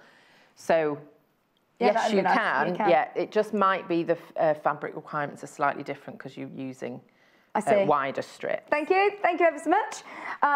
Yeah, they are selling very, very fast, and also they've got grips on them, haven't they? So you're not going to slip. They've got inbuilt grips, so all the way along the edge within the seam allowance, and then the circles. So everywhere you can just about see them there. Those circle shapes are the inbuilt grip on the other side. So always before you trim, you just press it down, and that's just going to give it. And I always wobble the table when I do that, but that just gives it a little bit of grip. Of course, it's not stuck. You still need to hold it when you're cutting, but it does grip the fabric much more than if it didn't have those. So I'll just centre this again. So if you see the one that Lucy's actually made, you actually make another 8 of those, don't you? This does make a big, big quilt. Yeah, so you make another 8 blocks. Yeah. Slightly different variation for 4 of them and 3 more of those. It's a lovely, you know, it's a good size quilt. Yeah, it is. There it is. I mean, look at that. That is a good size quilt. I do love it in the pink as well. I'd like to see if anybody finishes it in the pink, or we want to see pictures. And Al, can we show the pages with the butterfly on as well? Because that the butterfly in there is full size template, which is always great. So you don't have to enlarge anything or mess around. So I used, to applique, I used Bondweb. If I get time to get to that point, I'll show you. But I just traced it directly onto the Bondweb, so I didn't even copy anything. Right. I just traced it from the book. Brilliant. So of course you can make copies if you want to, but I just traced it onto. Yeah, are we going to have time to do any of the? Yeah. Hopefully, I'll keep sewing and then we'll. Yeah, then we've got we'll to see see if how I've we got do this. time. Yeah, so that's my first round. So when I was talking about adding rounds, so that's round. That's like round 1 because I've gone all the way round the square. So then it's just repeating the pattern So then I'm just repeating. So I'm just building up the white on this side and the patterned fabrics on this side. So I'm just going again, starting in the same place. So when you're adding a strip, you always want to make sure you're adding it to the side where there's 2 seams, not a side where there's 1 seam. The book sold out. The book is sold out. Brand new book, and it's already sold out. Well done if you got it. It's a lovely book, isn't it? It is lovely. And the nice thing about it as well is there's lots of inspiration in there. So even if you didn't want to make a quilt this size, you can just take blocks, make something smaller, make it, you know, really make it your own. But there's some lovely, lovely applique in there as well. You can still get it in the 3 kits though. We've saved some, of course, for the kits. We're just going to run the graphics through. The kit, the blue, is on the screen right now. So there it is, there's the bundle. 9.5 metres of fabric, 9.5 metres, 105.49. We're using the pink today in the demonstration. Remember, you can always refer back to this demonstration on YouTube. Just refer back to today's date on YouTube and you'll be able to watch Lucy's show over and over and over again. £112.49. And then, oh, Devon County, we know we all love Devon County. 9.5 metres of fabric. I do like that one as well. You do need to start checking out of your basket, £138.99, plus the book, which is now sold out individually, and the thread included as well. Yeah, this is all one postage packaging. So if earlier on you bought the pattern for the skirt, which I know is sold out, you can keep adding to your order and you'll still only pay one postage packaging. Which is brilliant, because I'm one of those people, if I'm shopping online and then I go, oh, I get drawn in and buy stuff and then forget the thing that I'd wanted to order and then you can't add it, and that's so frustrating. So it's great that you can do that because you can just go back and add thread or whatever it is that you need. There's certain companies that do special events where they say 1p&P all day, and I'm there going, well, I love everything because it's one postage and packaging. But no, that's standard with us. So this is my last one for this round. Always do everything so, almost like inside out whenever we're making anything. With the dressmaking we're doing, with the toys that I did last week, I've noticed everything is also more or less inside out, isn't it? I like that, inside out. Yeah. It keeps it neat, doesn't it? Yes. Yeah.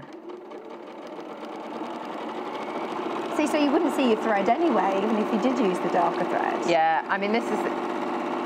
It's a funny thing because people do worry about thread, and I know a lot of people match the threads to the project, and that's absolutely fine.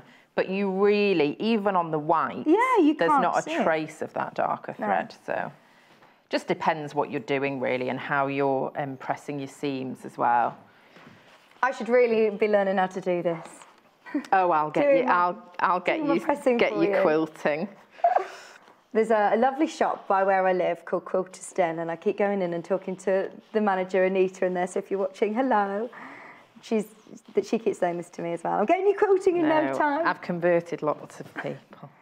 Everyone's just said it's very addictive. As soon as you've started, you'll just be hooked. I know, my friend's husband came up to me and he went, "What have you done? What have you done?" Because the house is just filled with fabric now. Sorry. Some of the pictures on the Facebook Sewing Quarter fan page and the workrooms are just amazing. Amazing. Aren't I know, they? I get quite envious. Yeah. So I'm on to the next square, so I'm just lining that up. And then occasionally, you know, as you lay your fabric down, you lay the ruler on top, you might find that some of the seams aren't quite in line. Over. So you can just, you know, just adjust it. Fiddle with the edges a little bit. So if you aren't using this ruler, how do you get this precision? You use a regular ruler, but it's hard. You're only then cutting from. You might be cutting from two sides, but it's much harder to line line everything up and to get it perfect. Okay. Here you've got the lines going all the way along, so with each step, you're checking it and making sure that everything's in perfect alignment, which is great. Send in your pictures of all of your log cabin quilts that you've done. We want to see yeah, them. I love seeing them. I bet it was difficult picking out for the birthday all of the different blocks that people were doing. I did see a lot of log cabins there, actually. Oh, yeah. Oh, there was some absolutely incredible work in those blocks. Pink bundles, very popular, by the way. The pink bundle is very, very popular. See, I love that. Even with the mat, it blends in so nice. It just coordinates rather than blends in. So again, I'm back to the next round. So I'm going to start... White. Yeah. And where am I going to put it? So not against...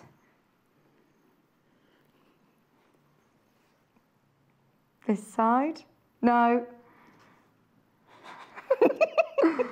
Oh, yeah, so you would have put it there? Or you put it all the way along. All the way along. So where I've got the two seams and I'm adding it there. Okay. Okay. So would you just do it slightly over still or not? Would you literally put it next to each other?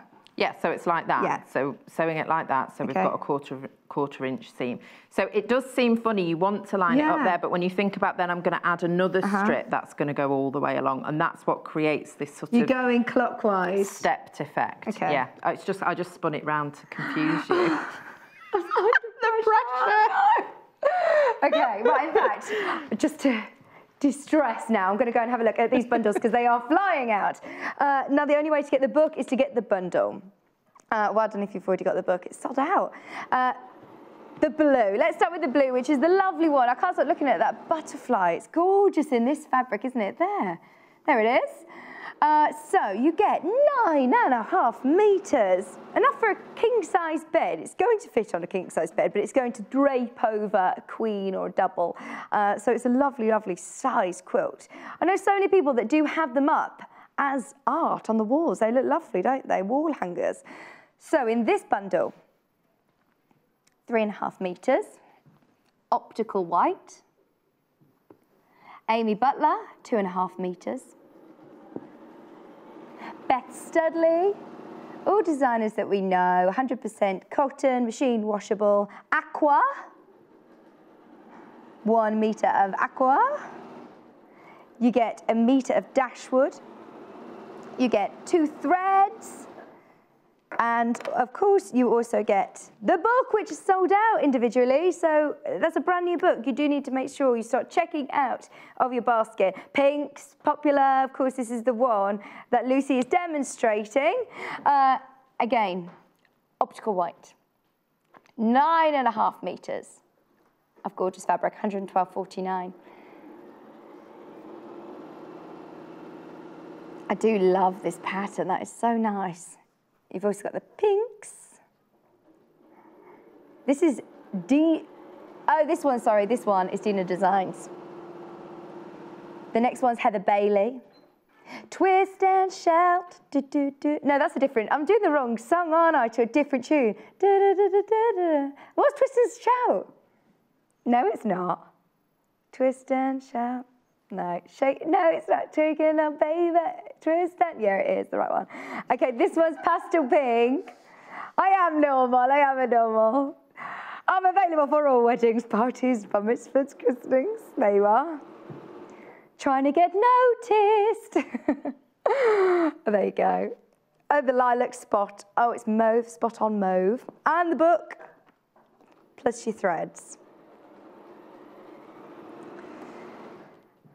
Devon County, Paul is stressing everybody really needs to check out of the basket. I hate for you to miss out. We know how popular these fabrics are and they aren't always available in stock. A lot of these, yet we will reorder and reorder as they are very, very popular, but these ones are limited.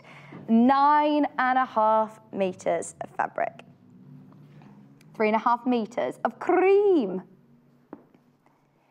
Devon County Blue Robin. 2.5 meters.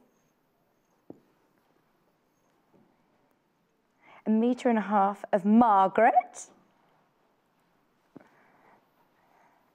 1 meter of Donald.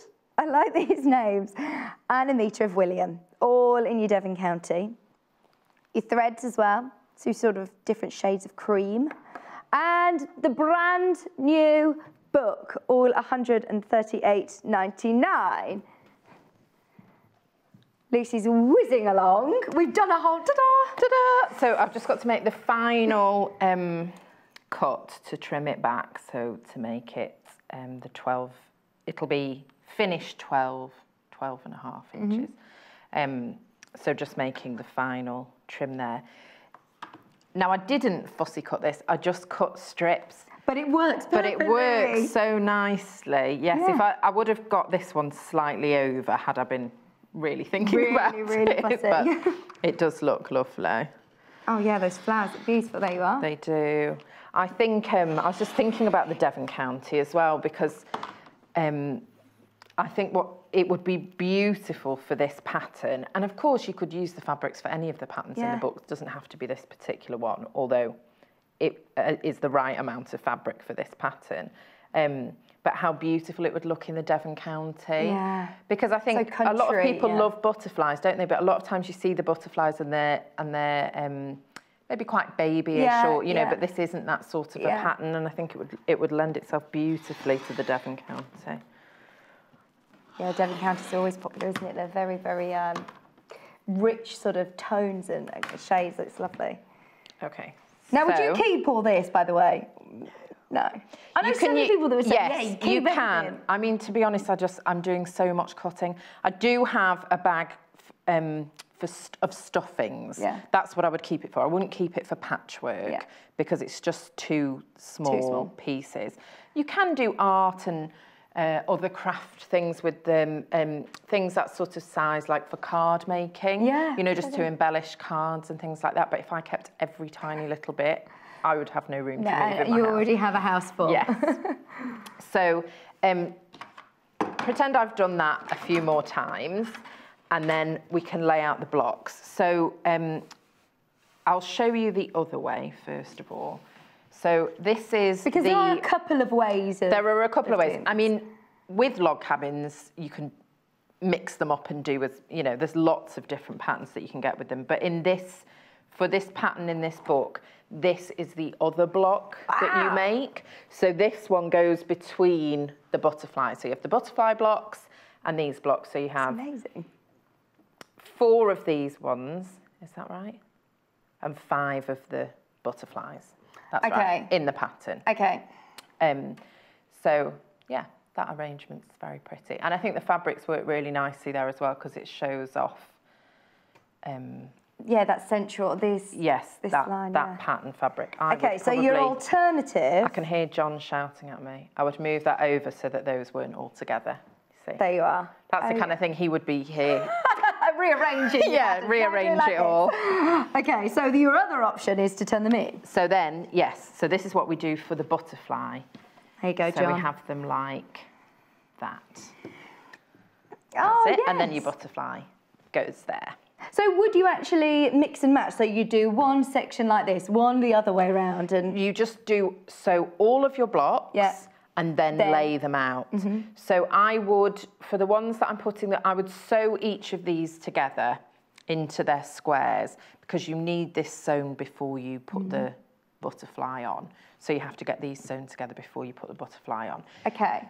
So I'm going to just talk through the butterfly quickly, and then if I get time, I'll sew those together. I And think do you literally just stitch and sew? Because you know on this isn't... Yes. This isn't sashing then, this is literally... No, that's actually the log cabins. Okay. Yeah, make up those strips. So there's nothing in between the blocks. You're just sewing all of the blocks together.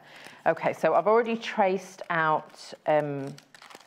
which is in the book, isn't the it? butterfly, yeah. So this is to size, this is exactly as... Yes. That's full size. That is a big butterfly. This is larger than the one that you did earlier, isn't it? Or is it that's the size? No, that's the size. Yeah, that's the size. No, I've not done anything.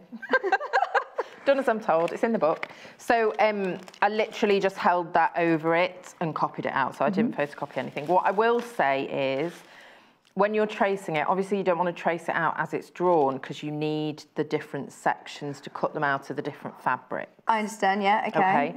And then what I've done is I've put the pieces that are going to be the same fabric, I've traced them together. So these two larger wings I'm going to have out of one fabric, these two out of another fabric. So I've put them together. Put them together on the paper so that I can just cut this and then adhere it to the fabric. So the next step then is deciding which fabrics you want for... And you can literally, it's up to you. Yes, it's up to you. You don't have to do anything in particular. Now, what I will say is, well, first of all, don't use the white, because obviously that's what it's going on to, whatever is your plain, and it would just vanish. Unless that's the look you're going for, by all means, go ahead.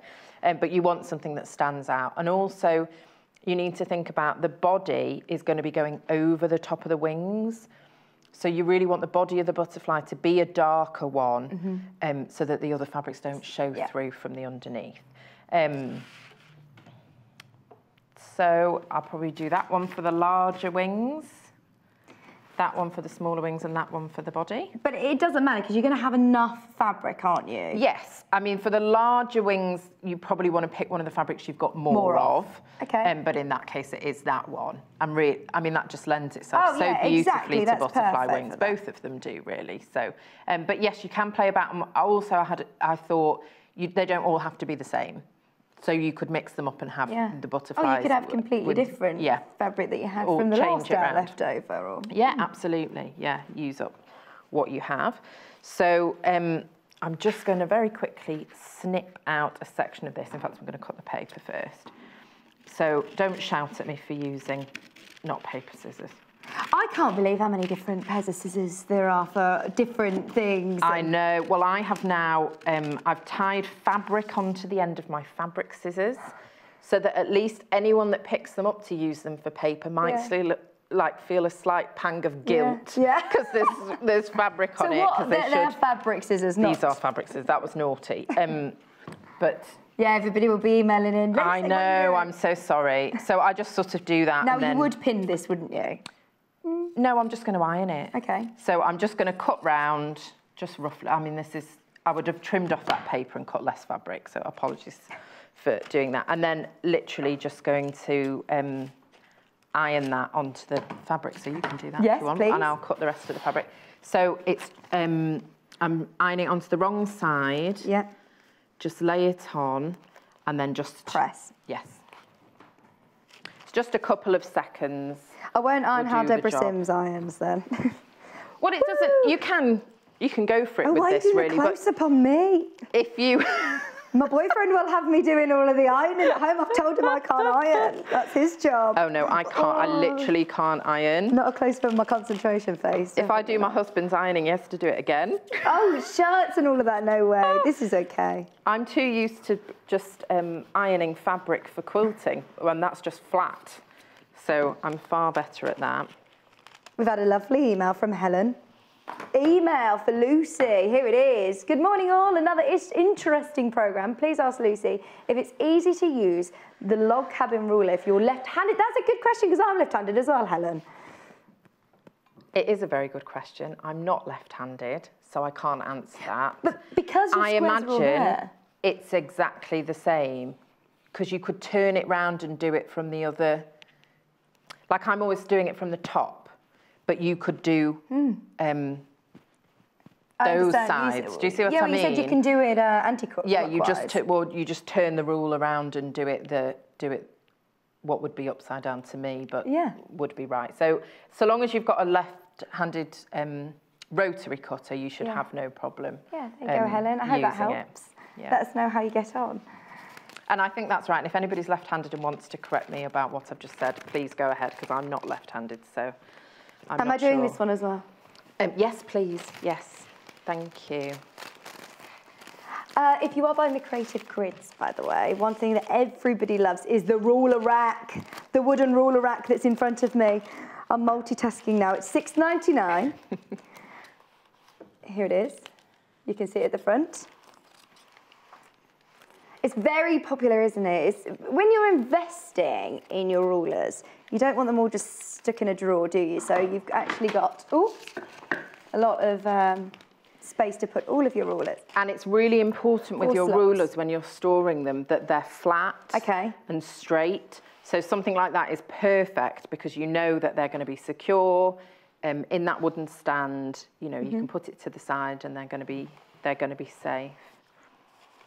I've done this slightly wonky, but it's okay, it's fine. That's fine. I think with the applique shapes, you don't have to worry about grain or anything because, you know, it is what it is.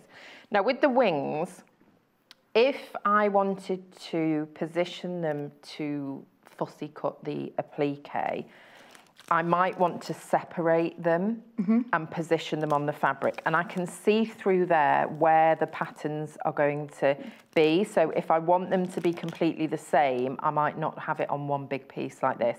I might cut that and move it around so I can get them as mirror images of each other, like I did with the top. So that's got the peacocks in the top of the wings on that butterfly on both, and both sides are exactly the same. For today, we're not going to worry about it, but that's what I would do. I would cut the wings into separate pieces and then iron them on. Now the Bonder web is available as well on the website, isn't it? Yeah, that's below the screen. If you're watching on the web, you'll be able to get all of these different accessories as well that that Lucy's using on the website. And the Bonder web is really handy and just such an easy way of doing applique. And really you do need an extra layer underneath the fabric. You don't have to, and there are methods for you know, using it without, but for doing machine applique like this, and if you're using a decorative stitch or something, it's going to stop the fabric from shifting. And these little I always get it wrong, antennas. You know, that's a very thin, do you know what I mean? Very narrow piece. So you want to give it some stability with the Bonder web. Okay, now why would you use this not interfacing? What's the difference between the two? This is just me probably asking a silly question. No, not silly at all. So the Bonder web, it's got this paper backing, and then we peel that off, and that becomes fusible. Okay. So with interfacing, you've just got the one side. So you would stick it to the fabric and that would give it a bit more stability, but then you would need to pin your pieces in place in order to adhere them to the fabric. So this is just sort of cutting out an extra, oh look, I'm getting it twisted around my scissors. It's just giving it, it just makes it easier because then you can just stick this down to the fabric. So you also do want to get yourself a sharp little pair of scissors for doing a task like this. Yeah. Because it gets quite fiddly, tricky, and you don't want, you know, doing a curve like this would be very difficult if they're blunt. Yes, or if they were too big, it would be very hard to get around that curve. So just a nice little sharp pair of scissors to cut this out. And I do use scissors that I just use for fabric, even though it's got that paper on it, because it's very, very thin, and I'm not doing it all the time, so I don't worry too much about that. I've probably done this too low. I should have, if I'd have done it like you said, I could have lifted that up and then you'd have... Let's do some cutting, thanks. No, we can do it. We can do it, it'll be fine. These are right-handed, I'll do my best. Oh, you're left-handed. Yeah. Of course, you're left-handed, I'm so sorry. No, I'll do my best. Well, don't worry about it. The other thing is, with something like this where it's very fluid, you don't need to worry about it being completely, you know, precise. Yeah. And with a quilt, overall, you've got all those blocks, you've got 5 butterflies. If you were to accidentally cut a little bit off, nobody would notice. And when you've got patterned fabric as well, it's Oh yeah, you sort wouldn't of notice. disguises any mistakes. But who's to know? You know, if they haven't seen the book, they don't know. Now you're going to use the Bonder web for lots of different projects, aren't you? So there it is on the screen, just $2.99. It's one of those that you just add to your workroom, and it's an essential, really, isn't it? Another one that you're going to use again and again. It is, and it's really handy at a pinch for mending. Okay. I am no dressmaker, so I might have used it for hemming, you know, to help me. Yeah. Hemming things and things like that. So it has various uses in our house beyond just a plique. Right, we've only got 9 minutes with Lucy. Cut faster, they're telling me. Cut faster. No. Well, we might have half a butterfly. We're fine. Okay, so I'm going to remove the paper now. I am really stubborn and I always try and pull the paper from the edges, but it can be a little bit tricky to try and... How should you do it then? See, I've said that and I'm just going to go ahead and do it now because that was really easy. But depending on the shape that you've done, it can be tricky. So you can just score it with your scissors along the back and then remove it from that where you've scored it. Obviously, you need to be careful because you don't want to go through the fabric, but it's very easy to do. And on something like this, where it gets a little bit tricky, I don't try and pull the paper off from here. I do it from the body. Because they are ever so thin. Yeah, because you're almost making it trickier if you try and cut that off. So. Now you keep these again to. Could you keep these again to do your next? No, that's butterflies? just the paper. Oh, of course, yeah. That's not so your now, if you feel that, it it's feels. Quite, yeah. You can feel where the sort of glue is left on the back. So what you don't want to do now is get anything. Look, it all just sticks. Yeah, it's static, isn't it? You don't want to get anything hot near this until you've positioned it in place. So I haven't sewn the blocks together, but now we can position it. We can position it. So you'd sew these together just in rows and then sew the 2 rows together. So 2 like that, and then sew them together. Do you think you're best to get you know, if you've got one of the extending sort of tables, once you're looking at a big quilt, is it difficult once they're starting to be... It is easier to quilt with an extension table, yes, or if you've got your machine lowered into your table when you start quilting bigger quilts. I sew on my dining room table at home, and so I just have my machine set up just like it is here, and I make sure I have lots of room behind so that the majority of the quilt, when I get to a certain point, is resting on the table, because that makes it much easier. So when you're positioning this, I referred back to the, is that right? The picture. Looking at it upside down. Yeah, refer back to the picture to see where to position it, because if you look there, that's quite high. So we would want to bring it, you know, slightly lower to try and get it central. But what I was looking at when I was looking at the picture was where the wings were touching, you know, on the block to get it all lined up. To get it quite symmetrical. There we are. Hang on. Is it like that? It's hard when you do it upside down. We're best to look at the... I think that's right. Yeah. Oh, there. So then all you do is take your iron and you just hold that, you just press to hold that in place, and then you can machine a plique. You can build it up in layers if you want to, so just do the larger wings first, go around those, and then do the wings. The only thing about that is then you can sort of feel that stitching underneath, I suppose depending if they're on what pinned one in you're place, doing. then you'll be able to do it all they're in fused. one. Oh, of it's course. fused because the Bonder web. So that's it. That's why it's so easy, because nothing's going to shift, as you're saying. So you don't have to. You've not got pins in the way or anything. It's all as you want it. But it's worth having a play about with it to get it exactly where you want it before you commit with the iron. And then what stitch have you used around? Okay, so I've just used blanket stitch around, and I've gone.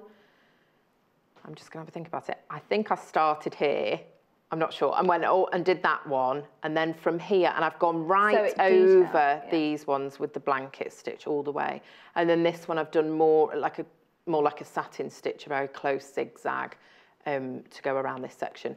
When you come to do this part up here, you need to have a narrow, if you're doing a decorative stitch, you need a narrow stitch, because if it's too wide, you lose seeing the fabric in there. Yes, so I made it even narrower than the setting that was on the machine, so that I wouldn't lose so much of that. And then for quilting, I've just done a decorative stitch coming out from the Now with the quilt, you will also need wadding. Yes. And batting. Is your batting? Same thing. Same thing. You did teach me this earlier. That's okay. Wadding, batting is just American. Batting is the American term, and wadding is the British one. So there you go. This is a lot of batting, isn't it? It's a big quilt, queen size. Yes. So you would have a bit left over from that you can use in other projects. Now with wool, you need to then wash your quilt as wool. So even though you've used cotton fabrics, it's important that if you use wool wadding, that you then wash your quilt as wool, because otherwise the wadding will all shrink inside. And you can pre-shrink it as well before, if you want to. You could just wet it, be very careful. And we have the wadding anyway on the website, don't we, that you can have a look at it. Yes, and you can order. but don't put that in your washing machine as is. Okay, that's good top tip. Yeah. Oh, the other one, I've got this one as well. And this is the one that I used. And if you have got something with the white, I always recommend using the warm and white, because it keeps it nice and bright and fresh. Good idea. There you are. $24.99. Now we've got a lovely email. Hello, Janet. Thank you for getting in touch with us. What a well-timed demo. I was going to make a quilt for my friend's wedding present, and I've bought my creative grid ruler in readiness. Thank you to Lucy for your brilliant demos. Always make a note of her programs to watch again on YouTube. Up the Mancunians. We've got all of the Manchester folk in today. I love that, Janet. Yeah, we have. We were saying that Did you earlier. stay over as well, or do you travel down this morning? I'm staying over tonight. Right. Yeah, I travelled down this morning. So, but at least you're in a lovely part of the country, Janet. South Cumbria is beautiful. So, talking of the creative grids, we didn't actually show you the curvy one. So, very quickly, which one is the one without the... There we are. So, the curvy, will you just talk to us about this one, what the difference is? So, with this one, it's made up of wider strips and narrower strips, so that it creates this kind of curved effect. So, you can get blocks that have this sort of circle going on. So it's slightly different. So you can see the difference there. Half of it's wider strips and half of it is narrower strips. And again, the ruler just makes that really, really simple to do. Keeps everything nice and sharp and in line. And it's just exactly the same process as I've demoed. So you've got all the squares there on the ruler. Does that help? On the ruler, so that you can see with each round where you're cutting. And it does come with the instructions as well that have everything the instructions you can see even on the on this little slip that comes in with the ruler. There's a bit of a example of what you can do. You see why it's called curvy now. And you can. This one is that's 8-inch blocks, so you can mix the curvy log cabins with the traditional log with the 8-inch traditional log cabins as well, and create even more effects using the curves and the traditional We've got a 6-inch curvy as well. We have got a 6-inch curvy. That was a bit difficult to say, but we're going to run the graphics if you wanted to add that. There it is, $20.99. So you just need to check out of your baskets. And the 6-inch is a really nice size, because you can put 4 of those together to make it up to a 12-inch. So then you can add that in with. So lots of possibilities and options. It is endless. Is there anything else? Because we've still got about a minute. So is there anything else that you want to... No, really. I mean, it's really as simple as that. You just make that a few times. Like I said, you can use any stitch. You don't have to do a blanket stitch with this. You can use any stitch on this. You could raw wrench it if you wanted to, and that might even be easier when it comes to this section up here. But just make sure you keep that, to a narrow stitch, and then you can use any designs on there you want to at all.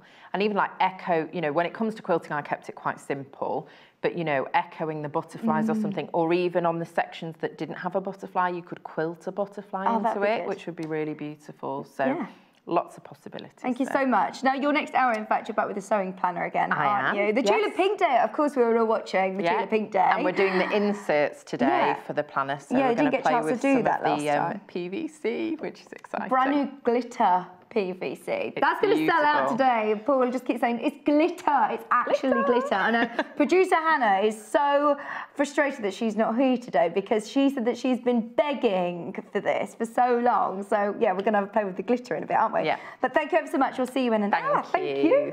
Okay, so should we start with Devon County first? Because this has been very popular. About a third of the stock is now actually completely sold out. We did have a lot. So you need to start checking it out of your basket. So a lot of fabric, of course, because this is a big quilt. You just saw a small example of what you're going to be making. It is 9.5 meters of fabric in total. 3.5 meters of the cream. 2.5 meters of robin. 1.5 meters of Margaret, 1 meter of Donald, 1 meter of William. By the way, this is a brand new book and it's gorgeous. You get so many different patterns in there. It's actually sold out now individually, so the only way of getting hold of this will be to get it in a bundle. You also get the thread as well. There it is. We've all been looking at this beautiful pink that we've just been demoing with Lucy. So let's have a look. Again, 3.5 meters, am I right? 3.5 meters of optical white. This is our fave, isn't it? Look at that. To fussy cut, these are beautiful. This is Dena Designs. 1.5 meters of Twist and Shout. That's Heather Bailey. Your solid pastel, 1.5 meters of that. Sorry, a meter, sorry, a meter. 1 meter of spot on mauve. If you've got this in your basket, I know there's 4 or 5 of you with it in your basket, please do check out 112.49 for all of this fabric. 9.5 meters in total, plus the book, plus the thread. And then if you've been admiring Lucy's quilt that's been up on the wall, there it is. This is the bundle that she used. So you've got optical white again, 2.5 meters. 3.5 meters, in fact, I should say. 3.5 meters of optical white. Remember, this bundle will make 9 blocks. 9 blocks. So, I mean, that is a big quilt. Amy Butler Aqua. Beth Studley. You've got your Aqua. 1 meter. You're a party girl or are you a Barbie girl? Singing Aqua in my ear. Dashwood, 0.5 meter. You've then got your 2 threads. And the brand new book. I'm so pleased this has been popular because John did say on Saturday when I went for a tea with him, he did say, that one is going to fly out, Vix. You're going to, that's a gorgeous book. Of course it's going to fly out. It's the butterfly design on the front. Anyway. What a fabulous show. Thank you so much for your company. It's still loads more to come though. Debs is back and we've seen how to make the skirt. Now we're going to make the bag. If you're thinking this is going to be really daunting, no. Debs is going to show us step by step how to do it. And of course then Lucy's back with the Tula Pink, the very famous Tula Pink lever arch folder. So do not go anywhere. Go and put the kettle on and we are back with Debs on the other side of this. Join us on Facebook. Simply search for The Sewing Quarter and like our page for the latest news and more.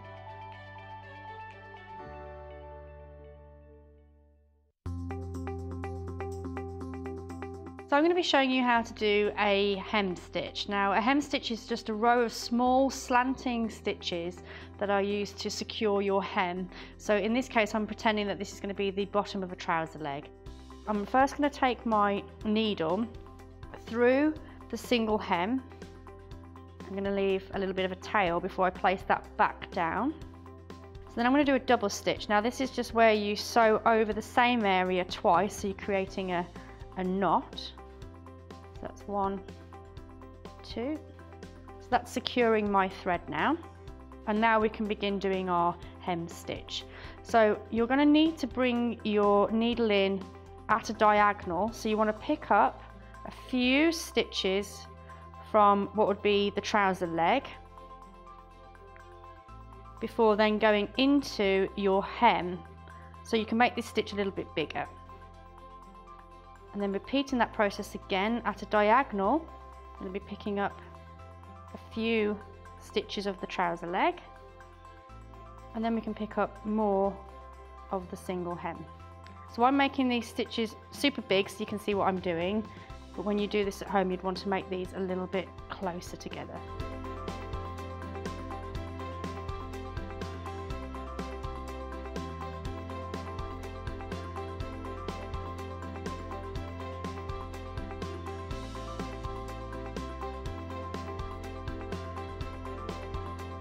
So there's my row of hem stitching, and if I just turn this over, you can see the very small stitches on the other side. So if you're doing this in a normal thread and not a thick thread, you won't be able to see those at all.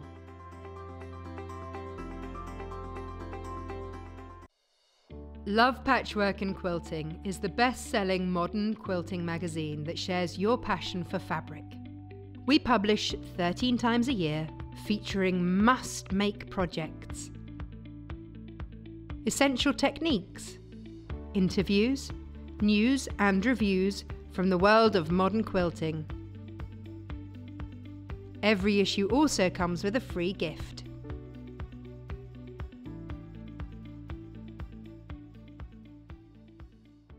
Make sure you tune in on Tuesday the 20th of February for 2 hours of brand new fabric. The journey starts at 10 AM when Lucy Brennan makes a quilt using the new map-making inspired Meridian collection. From an exquisite map of the world panel to an all-over compass print, we can't wait to see where Lucy goes with these. Our destination at 11 AM is the new Lemon Tree fabric range by Tilda, making its on-air debut. The bold blooms and playful details are sure to have you dreaming of summer. Imagine sitting on a patchwork picnic blanket, wearing a pretty floral sundress and sipping a glass of homemade lemonade. Tilda's Lemon Tree will take you there. So meet us here on Tuesday the 20th of February at 10 AM for 2 hours of new fabric fun. Only on Sewing Quarter, Freeview Channel 78 and Sky Channel 678.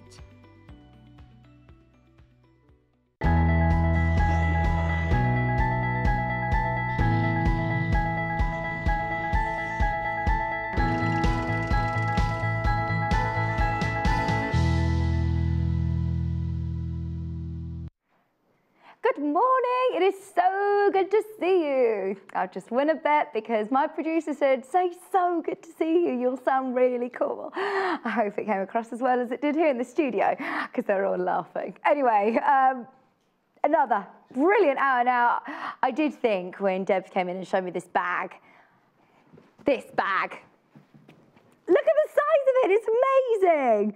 Now this is the size of me. It's huge. It's a great weekend bag, isn't it? Or if you're after all of your work, your workshops, your classes, you can get all of your projects in there very easily with lots of different pockets, lots of pockets. So we are making this today, and I did think this is very daunting. We've done the skirt, which yes, there's a lot less pieces, but the way that Debs breaks this down for us is going to make it extremely achievable. So the pattern.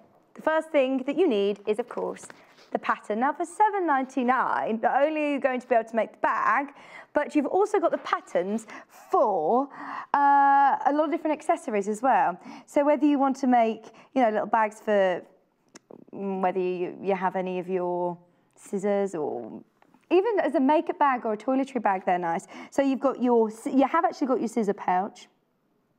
You've got an organizer. For your knitting, you've got a carrier for your knitting needles as well.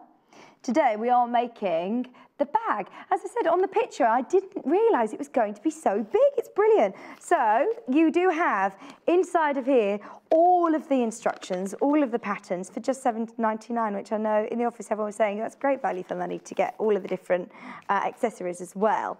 So next thing you need is fabric. This is the one, of course, that I've just shown you. So this makes this bag. you've got here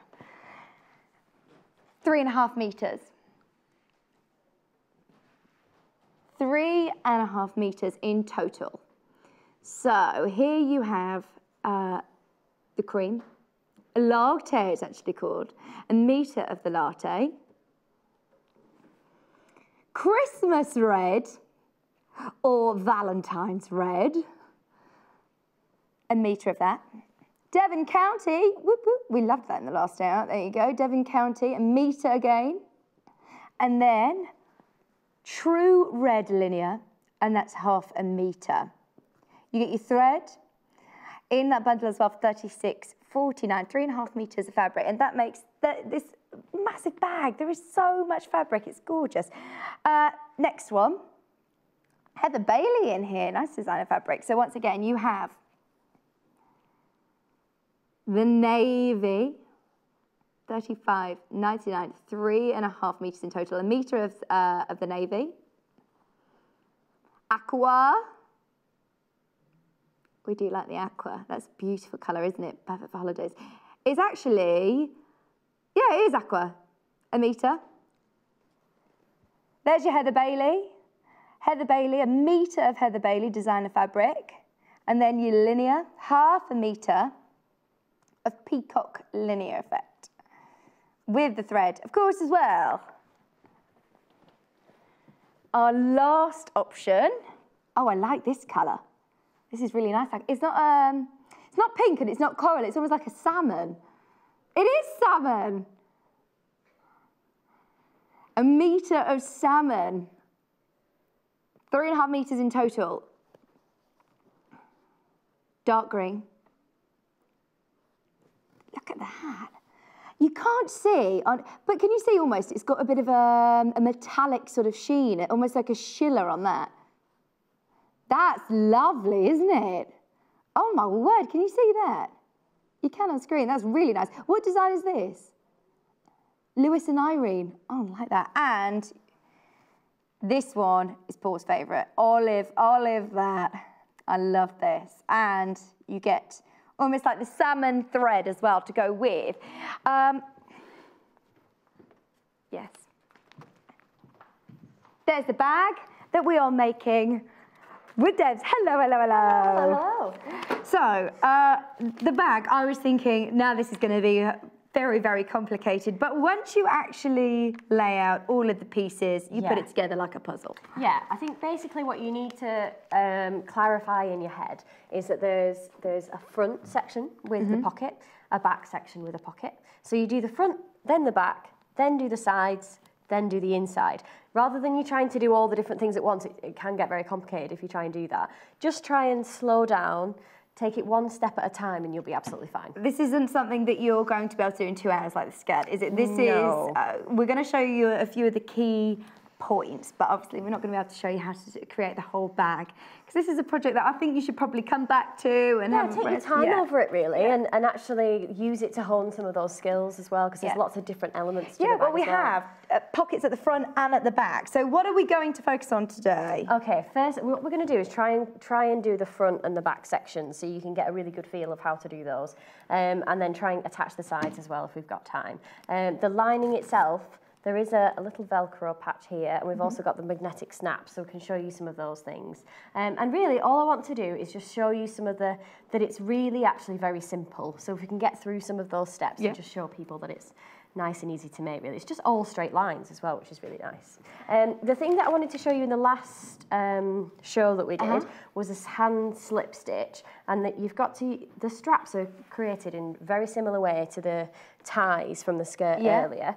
So what you do is you leave your gap, you've turned it all the way around, you've got a little gap there, and you're just stitching that shut, just so that there's no holes left anymore. So if I just go in first, see where we can get this. So this is, you leave the gap so that you can turn it out, am I right? Yeah, exactly, yeah. So but you don't want to have that all the time, so I'll just get rid of any loose threads, like that. Get my needle and thread, and then can you see there where the two edges meet? First, going to go into there once, and then a stitch on top of that again. Twice, and then 3 times. And then what you do is slot your needle inside the fold. I'll show you here. So, in there, and out there. Can you see that? It's quite tight to see. And then, as you come through, you're going to pop your needle out, not just out of that one, but of the other side as well. I'll show you one more. And don't worry about that. If you get a lot of thread on the outside, don't worry. It's just a case of practice. So just keep going with it. And it is the straps. No one's going to see it really. It's just a nice little easy way of practicing that. Once you have that well done, that's how your lining attaches as well. So you get lots and lots of practice. For the skirt, as well. there we are. There we go. So that's your strap. And what you do to finish that off is just a stitch all the way along the outside, down both sides. So we'll do that first. Okay.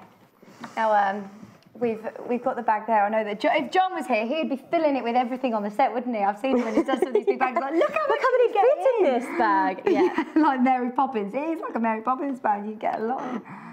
Yeah, we were saying. I mean, this is something you can take all of your fabric, or Deborah was saying if you do knitting, you can get so much wool in there as well, or even if you want an overnight or a weekend bag, it's a great bag. Debs was saying, I came up to Birmingham last night, and I got my suitcase and I had this in the suitcase. She says I might as well have just bought this. It was big enough. It would have fit everything in it. Yeah, definitely. So what I'm trying to do here is just stitch as close to the edge of the strap as possible without going over. Just try and make sure it's nice and neat. I'm using the 1/8 of an inch marker. Okay. You can see the markers there, one all across. I'm not sure the camera can see them, but every machine should have something similar. And just choose one that you're comfortable in sewing, and then just go all the way down. Doing that. Just with a basic running stitch. Yeah, all the way down. Okay. And you're going to do both sides of that. So you should now have 2 straps. So put those over to one side. And then what we're going to do next is this the order that you would actually make it? So you would do the straps first? The straps in the instructions come after this section, but as I'd already turned them out, felt better just getting rid of them done. The slip stitch. Okay, so what we've got here is the front and the back, which I've already cut and pinned the wadding to. So you can see it has that lovely soft, scrunchy texture. You say you use wadding in virtually all of the back, and the interfacing, in fact, actually. Do you almost every piece is interfaced. Okay. And then with the front and the back, it's just the wadding. What's nice is that if you feel these, generally what they'll do is they'll put the interface piece at the back and the piece without interfacing on the front. So it feels so you get that soft, like the way the fabric is supposed to look, whilst also still holding some strength. Exactly. Oh, great. Okay, so you can see here we've got one main, I think that is the right way up. Always check with your pattern pieces, just make sure it's the right way up, because they are slightly rectangular, so you can get it wrong. And then you can see here, there's a placement line right along here. All you're going to do is place these is 13 and 14, which create the pocket, place them underneath, and then just line them up with that placement line. So make sure your pattern piece matches the bottom of the fabric, then just put that into position there. So it's nice and straight. There we go. I think there's a bit of a queue. Thank you so much for calling our customer service team. I'll do my best to get through your call, so just stay holding on the line and they will get to you. It's busy, busy, busy this morning. Oh, that's exciting. It's obviously Monday. Everybody wants to spend their money.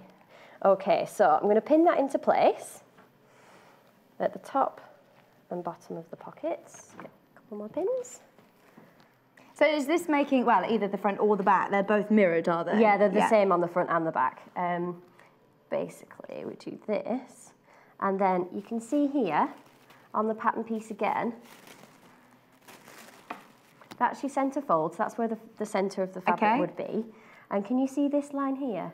This dotted line that says stitching line on it. That's actually to mark where the lines on your pocket go. So you can see it's not one massive pocket on the bag. I know, you've got these stitching lines here. Yeah. it's all down. So that means that you can fit, say you put your phone and your purse and then they don't all get mixed in together. So you've actually got 3 separate pockets. So fold your pattern piece along your stitching line, like so. Like that, and then place it over the top. Make sure it's matching up to the edges, like that. And then I'm just going to use some pins to mark where that's going to go. Yeah, that fabric is beautiful. I do love the Heather Bailey. See, the red, the Devon County is really nice, but I do think I really like the Heather Bailey. Yeah, it's nice as well because you can see what it would look like. The pattern envelope is actually really similar.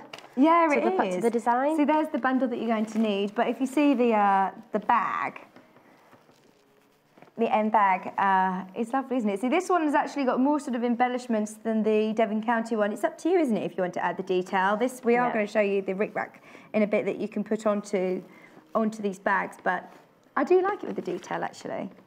So you would do... When would you, in fact, add the detail? Would you do that as you go along? Yeah, if you are adding rickrack to the pocket, you want to add it to that seam before you attach the pocket on. Right. So anytime, it does show you in the instructions, and we can have a look at them if you want to. Yeah. And it will tell you at every step when you need to do things. Because if I did it now, I'd stitch right through the top of my pocket and then you wouldn't have a pocket anymore. Okay, so we have got the rickrack available as well. So we've got the navy.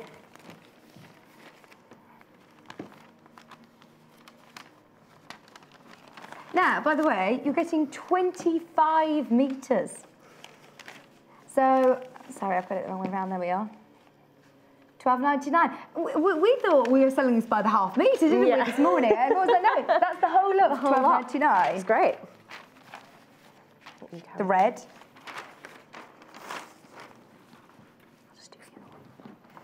This will go lovely with the Devon County, in fact.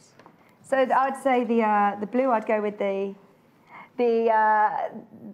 thank you, Hayley. The Heather Bailey, but this will look really nice with the Devon County. And the green, of course, with the lovely coral, the salmon one that we liked earlier on. Forest green and corals work well together. $12.99. So how would we attach this? How would you stitch it? With zigzag or running? So if I show you on this one, here, if you've got the rickrack there, any of the ones. Well, let's go with the blue. Okay. Should we attach it onto the pocket and we can see? Perfect. There we go. So, you get a length that's long enough to cover the section you're working on. That'll be fine. Always make sure you leave a little bit of excess in case it wobbles around. And then what you probably want to do, I mean, it is a design feature, so it really is up to you. You could put it up there or down here or wherever. I'm going to cover over my seam line. And then what you're going to do is just make sure you place it right, pop your pin in, and then just at intervals, so they don't have to be really close to each other, but just enough so that you know it's not going to shift around as you stitch. This is going to be lovely for your embellishments on lots of different projects, though, isn't it? I mean, you get how many metres? 25 metres. Yeah. So you'd be using it all year. Nice to get a navy as well because it'll go with a lot of things. Okay, so what you're going to do is then just stitch right down the centre. I'd probably use a navy if you were going to, just so it doesn't show, and if you make a mistake, it doesn't matter too much. But I've got light blue, so we'll just have to be very neat. Pop your needle up. Here we go. So centre it right down the centre of your rickrack. Yeah, and then just take your time, nice and slow. This machine has like a turtle and a hare, so if you want to force yourself to go slowly, which is really nice, and I like to do a lot, put it all the way down to hare, and then, or tortoise even. There you go, so forwards and back. And then straight down the middle. See, that makes it so much easier. I was thinking, oh my word, the rickrack, obviously because it's wavy, we're going to have to do all the zigzags all through, but no, just nice one neat running stitch. Yeah, and you can, if you want to, do something like a zigzag stitch, but really, keep it nice and simple. And you get that lovely 3D effect then as well, because you're not stitching the whole thing down. I think the rickracks only just come back in stock because last week we weren't sure whether we were going to be able to add it. That's why it's not on the actual bag. So if you do want the rickrack, definitely grab that while it's still here. The green, the red, or the blue. There we go, straight down.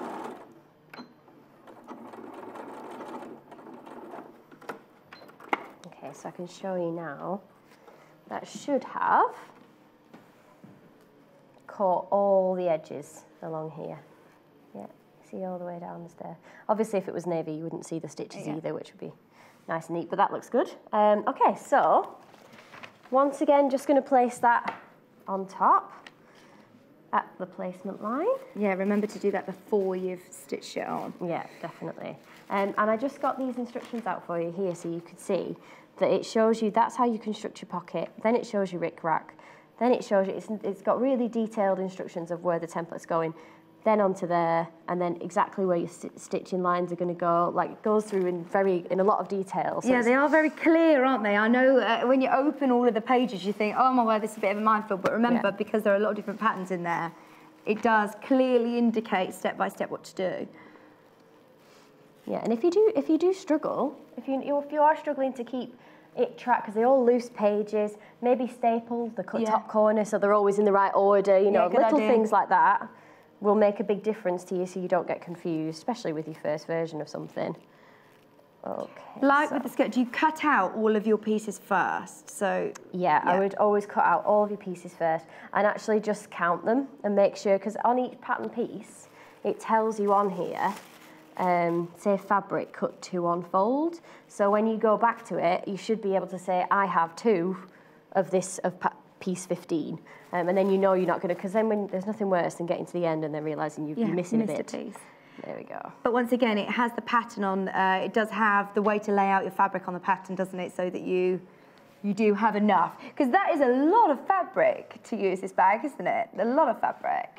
Yeah, and I think you get, there's lots of different ways as well. You've got enough to make the sides in one colour, the insides in different colours. You know, it's all different. So maybe draw it out as well to start with. Just understand where you want your red sides, to when go. you want your linear effect. Yeah, exactly. Yeah. So this is a bag that you are going to be using a lot. It's a big bag. Yeah, if you travel a lot, I like to go on my weekends away or go and see friends, or even, like you say, if I'm off to a workshop or doing different things, you can get all of your, that'd be perfect for all my singing. I do a lot of gigs and things, so I can put everything in my bag. $35.99 for all of the different, so what's the 35, the heather, this is for the Heather Bailey, for the blue material, the blue fabrics. So what I'm doing now is just following where my pin was. You can see it's left a little hole in the fabric. Just guide your needle to go straight through where that marker is. If you don't feel that secure in just marking it with a pin, you can always use one of the washable pens or maybe a bit of chalk. Just anything to mark, and then just draw a straight line down it, and then you know that it's definitely going to be all right. So have you done the base as well? Is the base attached to this? So that on the outside, the base is this. So at the end of the pocket, that's the bit that will fold over and become the base. Brilliant, because sometimes you do actually get the bases separate. Yeah, get a separate piece, yeah. So let me show you. The bit that you fold under is actually becomes the base. See? What's nice about that as well is the pocket actually provides a nice solid line to where that end's going to go. Yeah, so it sits lovely, as you can see there on the table. Oh, I'm going to lose those patterns flying off the front. Oh, yeah. You should have seen my living room. There was pieces everywhere. There we go. Okay, so what I'd suggest you do is instead of trying to do the outside first, do these inside seams first. That means that when it's finished, it will lie flat. If you push these sides in, there's always going to be a margin of error. So if you push those sides in, do this, you're then going to end up with a bobbly pocket in the middle. Do your centrepiece first, then do your outsides. Good tip, good tip. If you've got any questions, by the way, get them in whilst we're here with Debs, because you can always re-watch this and watch this on YouTube. So if you do have any questions, definitely let me know. Okay, so the outside of your pocket is going to go, so the bit, this edge is going to go inside your seam. So just make sure you do it at about 3/8, 2/8 of an inch seam allowance, just so it gets hidden inside. You can do it a long basting stitch, but I'm going to go straight down, straight across and straight up, so I'm just going to leave the stitch length the way it is. So in, back on yourself. So we are stitching the wadding along with it as well, at the same time, yeah. I've just pinned it at the 4 corners, but if you want it to feel very secure, you can do like long running tacking stitches. Make sure it's not going to go anywhere. So when you get to the edge of your pocket, the bit that's going to be on view, again, what we want to do is have a nice, neat edge. So find a nice place on your sewing machine foot that you're comfortable following the whole way down. You can see they've got little ridges in them. Yeah. I'm just going to keep my fabric against that ridge, and that should mean you always have the same amount of stitch width all the way down. So we'll do that. And if it does go completely off-piste, just give it a second, leave your needle in, move it all round, get it right again. Just take your time with it. Yeah, exactly. No rush. Yeah, exactly. Yeah, don't worry, you're not going to be like Deb's on live TV with somebody going, come on, you've got 20 minutes. No pressure, we are live. Yeah, no pressure, it's all good. Right, so straight down. No one's judging it at the end though, that's the important difference. No one's going to tell me off if I've got a wonky edge. No. Unless you want to. Okay, so straight down there. And then up the corners. I mean, this is the designer bag, like we said with the skirt. This is something that you'd be so proud of that you made yourself, and you are actually bringing some of the skills that you already know if you're dressmaking or into doing the bag. You've just got a lot of pieces in the puzzle, a lot more pieces of the puzzle. Yeah, absolutely. And I think if you wanted to keep things in it, like your wool or your craft stash or your embroidery things, make it in something that will go with your living room, and then you could actually just keep it as a piece, like down the side of your sofa or something, just to keep everything nice and tidy. Yeah, I always get told off for having loads of random bags with things for different days all everywhere. Yeah. We moved house last year, and finally moved everything into one sewing room, and I had to go through for a week just all of the bags of stuff that I just half finished a job and then left it in a bag thinking, oh yeah, I'll go back to that today. Never did. There we go. So I'm just roughly marking where that pocket seam is going to go. Stitch that down for you. So we're doing the centre one first again? Yeah, centre one first. And then straight down.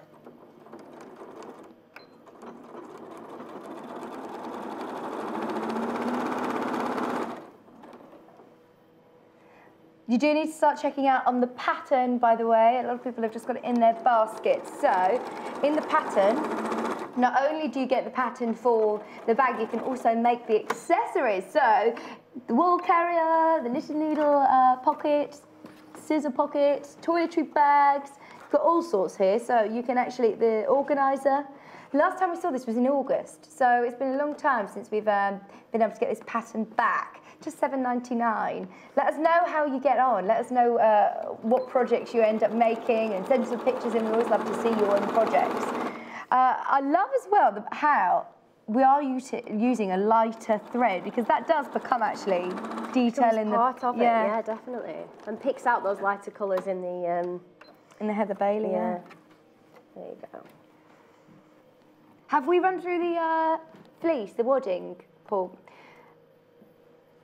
It's the wadding, isn't it? If you want the wadding, I'm not sure whether I've got any, but the wadding is available. Paul's going to put the graphics in, so it's there below. If you're watching on the web, you can see Watch Live. If you scroll down, then you can see all of the different packages, and there you go, your wadding at $2.99.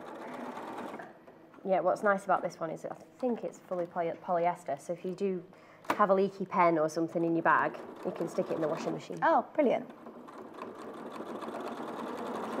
Just do my top stitching now. we were talking about that with some wool waddings. They can shrink in the wash, can't they? Yeah, exactly. And it does ask for iron on, but I've just used it loose and it was absolutely fine. It didn't move around at all, so it should be fine for that.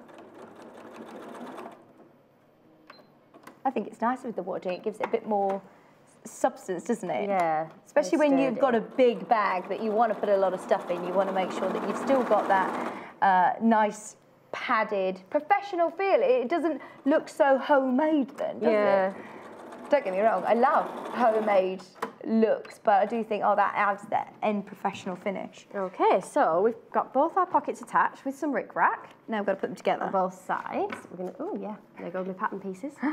Very floaty, yeah. So all you're going to do is just match those up together and stitch along that bottom seam there.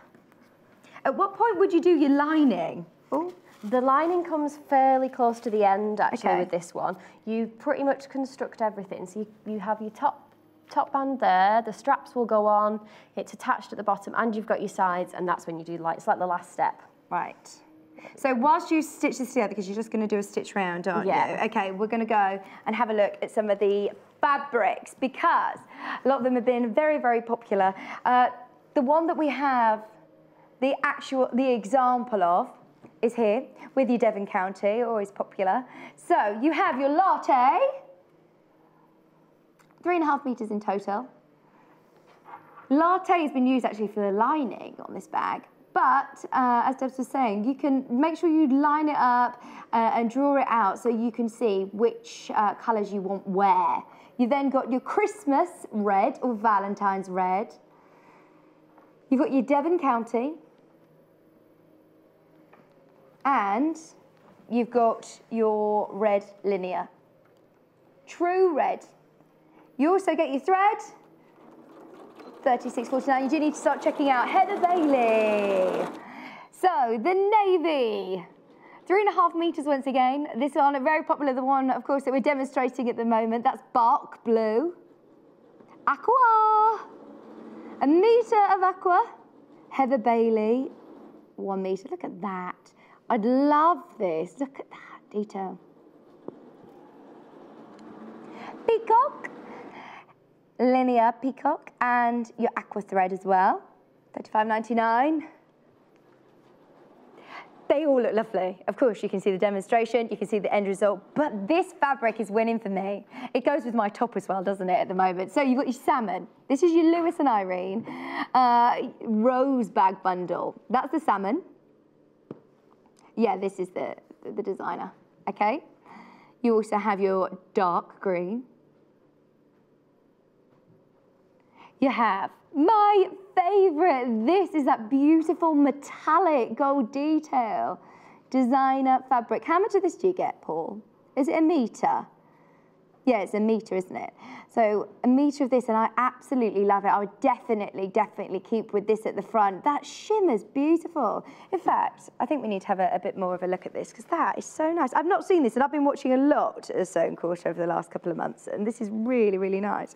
Let me just hold it up like this. So you get 1 meter. This is I've only pulled half of it. Oh, see, you get a lot of fabric. I'm holding it the wrong way, aren't I? There we are. You can't really see now, but if I, sorry. You're saying it would be a nice tuxedo. Can you see that shiller if I just waft it? That shimmer's lovely, isn't it? Okay, so that again, $32.49, and you also get 1/2 meter of my producer Paul's favourite. What colour is this? It's like a khaki green, isn't it? Olive. It's always got like a bit of a fleecy sort of look to it. It is 100% cotton, but you see what I mean about that texture. And you also get the salmon thread, $32.49. Okay. Hello. Come on in. Oh, we've got an exciting announcement. Hello, Will. Come on in, Will. Woo, woo, woo. Should we bring you around to the front? There we go. Look at him in Aston Villa. He's a Villa fan. So, look what we won last night. How exciting. We are the winner. What have we won, Will? So the best We sew the best ever, we'll say. We sew the best ever. So I know that John was yesterday at Stitches at the NEC presenting the Craft Awards, and we were the winner. If those of you that follow John on social media will have seen a lovely selfie of him holding this trophy. So you've come along to bring this along to us today, haven't you? Thank you ever so much. Do you want to say hello to everybody at home? Oh, star of the future. So this is the Retailer of the Year award that we actually won. If you have a look here, you can see winner, winner, winner, the Retailer of the Year Sewing Quarter. So thank you ever so much to everybody that did vote. Was it a voting? We're just the best. There you are. Thank you so much, Will, voted by the audience. So thank you so much for all of your loyalty and custom over the last year. We've had the best year. So, Will, do you want to take that so you can go and we can put it pride of place in the entrance of the building? Thank you so much. Round of applause for Will, everyone. Right, in fact, thank you so much, Will. How amazing is that? In fact, you were talking about this, weren't you? Yeah, I think it's brilliant. I really wanted to go to Stitches yesterday. I was like, come on, John, you're hosting the award. Surely you can get me in. But he said, no, Vic, you're not good enough. Oh, fair enough. He says, you've not been in the biz long enough. He says, I don't want you to show me up. No, he did say come along, but next time I hope to be there. Yeah, definitely. Thank you all for your votes. Thank you. Yeah, fantastic. So what I've done is just matched up here on the pattern piece again. We've got another placement line. So I've just laid that on top of my fabric. Can you see here? There's like a dash where the stitching line would go. That because we've now done our seam, that dash is where the end of the piece will go. So you match that up there, match it up to the top, and then I've just slid the strap underneath so it matches up with that placement line. I've then pinned it in place and put a pin in to mark where the top of that square is going to go, because that's how we're going to know how to do our square. So in order to do this, most bags have this, don't they? Where they have the cross through. So what you do is you go across, down, across again, up to the top, down diagonal, and then over one of your seams again. Right, okay. To then go back down again. If you try and make it so that you end up going backwards and forwards, you just create more bulk, in fact. So you're better going back over the stitch you did originally. So I'll do that now. Okay. And I'll show you, just to do your corners, all you do is just, like we were saying before, leave your needle in, lift your foot up, take a deep breath, and then turn, okay? So we've got our pin mark there to start with. Take that out, make sure it's nice and straight, and then take that forward. So forwards, back, forwards again, and then all the way to the edge of the strap. Leave your needle in, lift your foot up, turn it all the way around. You readjust everything, can't you? Yep. That's it. Back down, and then again, all the way down to the bottom. Make sure you leave enough space for your seam allowance. There we go. Lift it again. Now, you'll see, you start having a lot of material in here. If you're going to struggle with it, just roll it up. And that makes it a little bit easier. There you go. Like that. See, that tip will actually come into play a lot, because I was thinking earlier on with the quilt, oh, there's going to be a lot of fabric, so much you can, yeah. So it's just gotten a little bit bulky. So all I've done is lifted my needle up, lifted the foot up, moved it slightly further forwards, and then carry on again. There we go. There we go.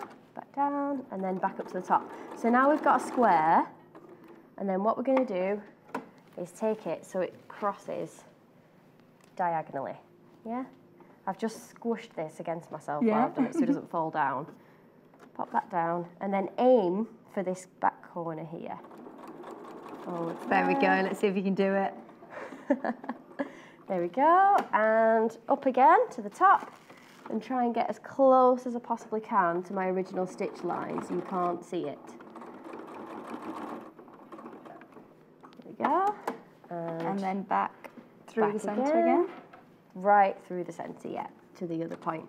And that should be your last stitching line. I'll take it off and show you all over again. There we go. You're getting snips of it, aren't you? We've got an email from Jackie, by the way. Oh, thanks for your picture. Ooh. This is the first ever bag you've made, Jackie. Oh, wow, that's brilliant. Kidding? Oh, Jackie, you're giving me the inspiration to do this. My first pattern bag craft made. That's brilliant, isn't it? Oh, well done, Jackie. Very good. So, you can see here, I put that there, I've just gone right across there. Just wait for the camera. There we go. We've gone right across there, down, back across, up, down, across, and back again. Yeah, it's like those, we're trying to do that with a pen.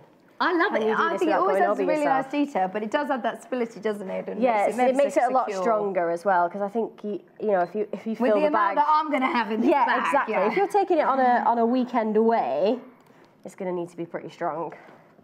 Right. Depending on how, you know, heavily you pack. Yeah, well, Wayne in the office, he used to always say, have you got your cement mixer today for my face? He said, you don't look like that when you come in at 6 o'clock. He's got your cement mixer so I can get my cement mixer in there with me. Kitchen sink. The most popular bundle so far is the Lewis Ivory. Now, yeah, I was going to say that I have been known to be a bit of a trendsetter. I was going to say at the start. Please don't be put off by the fact that I've said that's my favourite, but I'm pleased to know that you're going with my pick. I love it. The sparkling is nice, It's really, that gold metallic sheen, you can't even see the best of it on screen. But also that coral, that salmon is lovely as well. So you do please check out of your basket. But yeah, good pick, good pick. 1P&P all day long, remember. And new buyers spending over £10, you get a free cutting mat as well. Ooh. I love these pink ones. They're great colour, aren't yeah, these are lovely, aren't they? So, nearly finished that. Pop that down.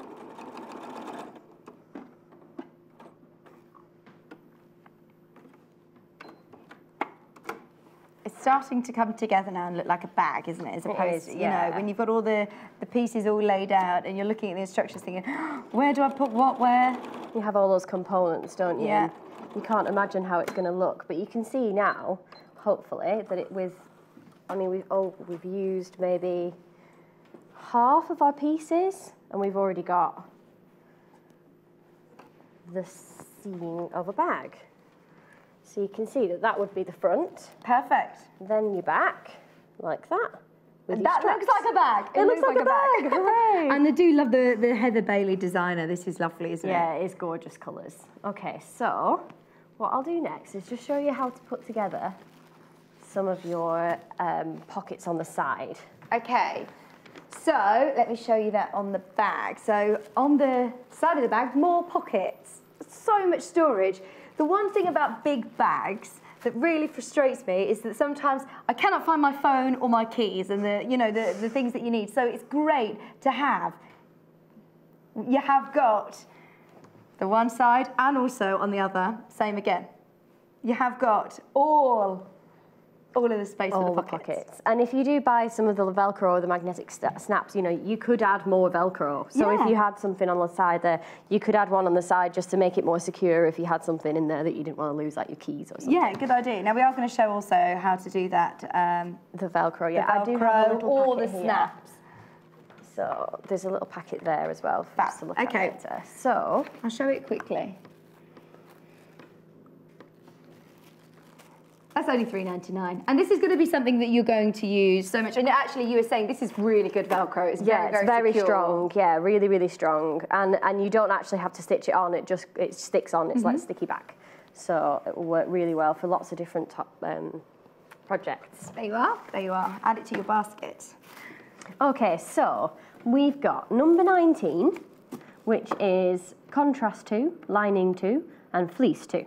So what you end up with is sort of like a fabric sandwich, basically. You've got... Oh, sandwiches. Yeah, they sound good, don't they? Some textured fabric on the outside, you're plain on the inside, and then you're wadding through the middle. Put that like that. You should have 2 of those, 1 for each side. And what I've done here is I've pre-done this for you. Now you can see that this is an interfaced piece, yeah? So you've got, on this side you can see how floppy that is, yeah? Which will become sturdier from the wadding. But what we want with the pocket is for it to be nice and strong. Yeah.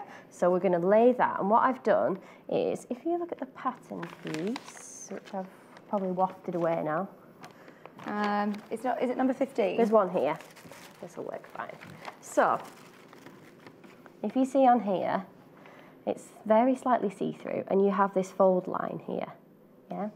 So if you put your fabric piece like this, I've already done this, but all you do, I'll show you on here,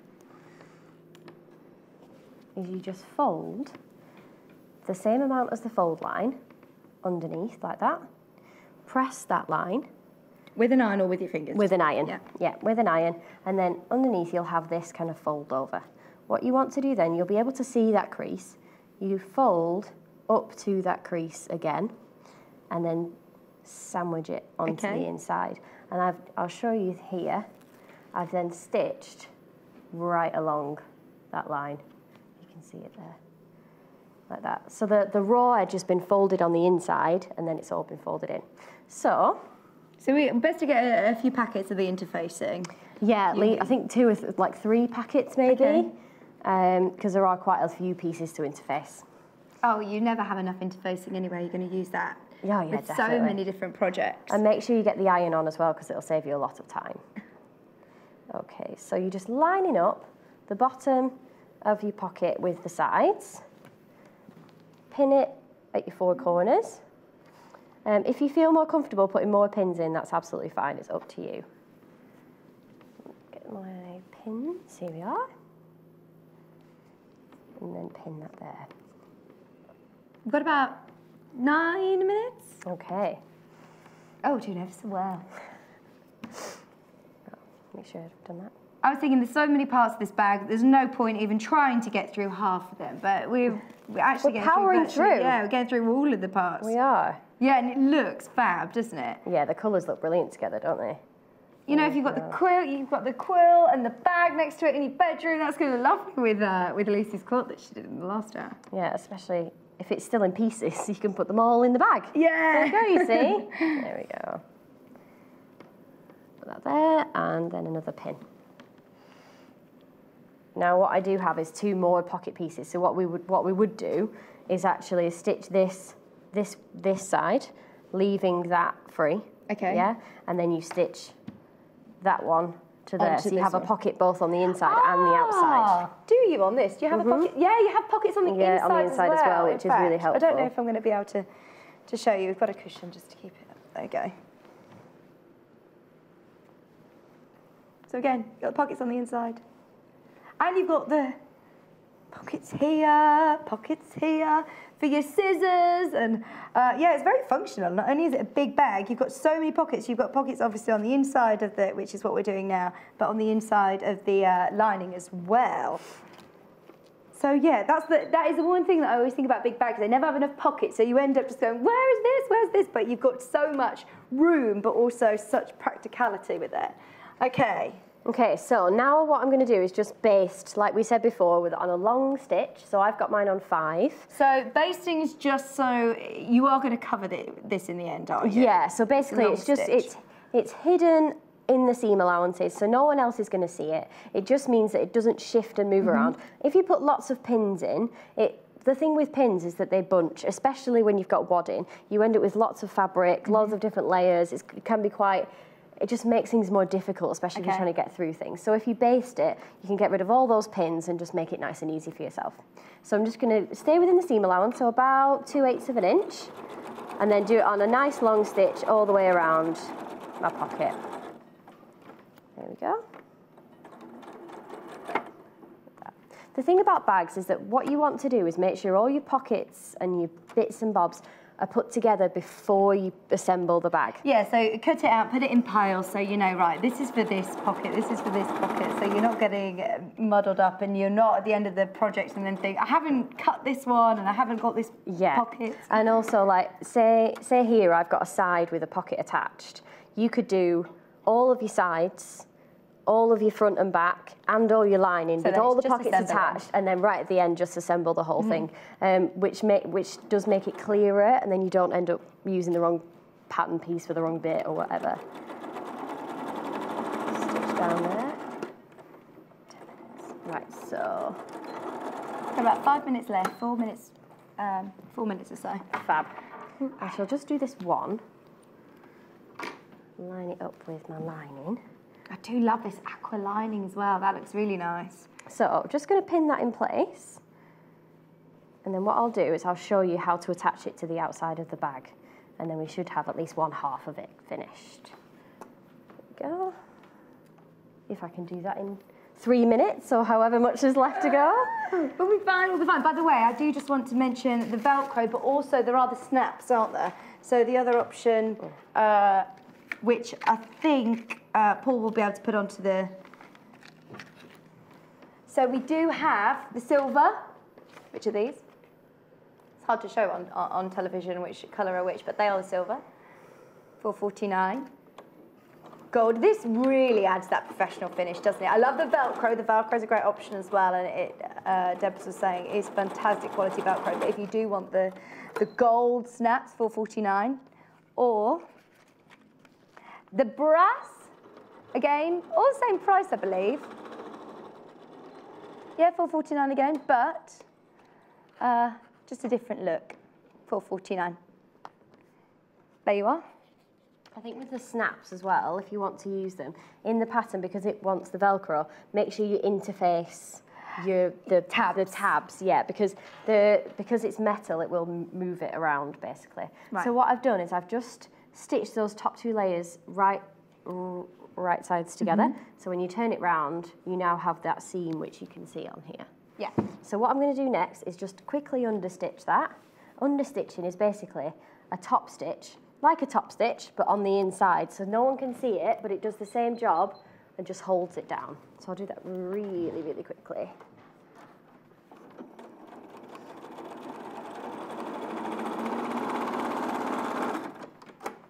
Speed sew. Yeah.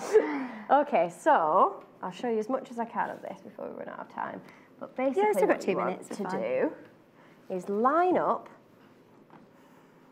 the bottom of your pocket, so you've got right sides together, the middle of this with the middle of there, yeah?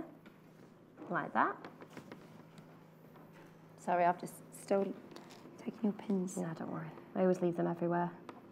Last time I threw them all over the ground while John was trying to talk about his fabrics. Oh no, we need one of those magnetic pin cushions. Exactly. They're brilliant. Right, so you're going to stitch from there to there, and then what happens is you then twist and stitch from the bottom to the top. See if I can show you very quickly. Yeah, let's do it.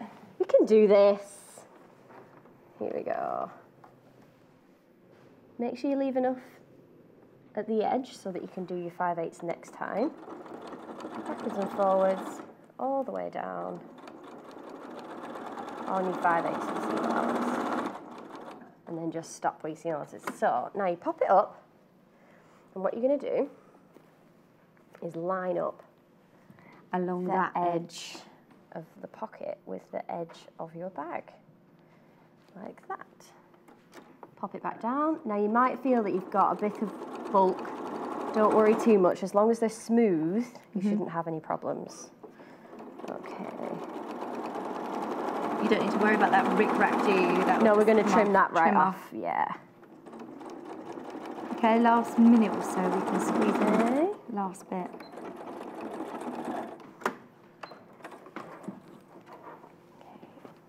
Then you turn it inside out in a second. Da, da, da, da. So you can see that will be, pin that where it would go. The only bit I think that we haven't really shown then is the lining, which it's all very well detailed and explained in the pattern, isn't it? Yes, it is. And that stitch that I showed you at the beginning, which was the slip stitch, it's all very much hand sewn. So you do stitch the lining to the very top at the beginning, but then it's all inside, and all you do is stitch the lining to the lining of that pocket. Right. So you just hand stitch it. It's a really nice, relaxing thing to do in front of the TV. Your bag's nearly finished. Yeah. You just fold it all in on itself and do a lovely calm slip stitch and finish it off. Thank you so much. Thank you. Deborah, thank you so much. And remember, you can watch all of this back on YouTube. So if you did miss any parts, then do make sure it's already there for you. So just have a quick last look at the different fabric bundles that we've put together. So the red one is the one that you've seen already made, which looks lovely, the Devon County. You've got 3.5 meters in total, a lot of fabric. You've got the latte. You have the Christmas red. You have the Devon County. And you have the linear effect, the red, but also you do get the thread, 36.49. Loads of people got that one in their basket. Congratulations if you do get it. I can't wait to see your end result. Let us know when you see it. So, when you've made it. The Heather Bailey. I think this is going to be popular. This is the one that Debs is demoing. The blue, dark blue. Bolt blue, I think it was, wasn't it? Aqua. The Heather Bailey. And you have 0.5 meter of peacock, 3.5 meters in total with your aqua thread. Oh, I'm so pleased. It was all that wafted I was doing. It's so popular, I love it. So you have the salmon, 3.5 meters in total. The dark green, my favorite. In fact, let me just show you this one because I can do a bigger waft. The olive. And also, this is, I just absolutely love that metallic gold. I've not seen one with this sheen on it. And I can't wait for you to get it home so you can see exactly what I mean. But I mean, look at how much you get. I'm not tall enough. Ooh, but we'll just, it's lovely, isn't it? 32.49 for the whole bundle, 3.5 meters. And look, as I just slowly move it, can you see what I mean about that metallic golden sheen that you get, that luster, the shimmer? It's beautiful. So that is 32.49 for the whole, there we go, that's for the whole bundle. Unfolding, unfolding. I've not done it very neatly, sorry, Chris, my floor manager. Half of the stock has gone for the pattern. Half of the stock has gone for the pattern. I know that Des is saying, trust her. Step-by-step instructions are incredible. They are very, very well detailed. They'll show you everything that you need to know about assembling the bag, which you've just made, but also some lovely extras as well. The wool carrier, knitting needle carrier, your scissor pouch, toiletry bags, organizer. There's a lot of patterns in there for $7.99. Your organizer, tote, knitting needle, scissor case, yarn holder, you've got it all. And of course, all of the instructions and all of the patterns are in there. How many, we've got, did you say a lot of people in their baskets have this? Please do make sure you check out of your basket on anything from this hour. I do love this. I've got a feeling that this is going to be extremely popular, that lovely metallic sheen. But anyway, good luck with all of your bags. Let us know how you get on. Did you watch the 7th of February? Of course you all did. That date is ingrained in my mind because it was, of course, the Tula Pink Day. And Lucy was here as well, showing you how to make the lever arch folder. If you missed the show, don't worry. But also, if you want to make the accessories, that's exactly what we're doing on the other side of this. Follow us on Instagram. Search for our Sewing Quarter page and follow us to get our latest posts.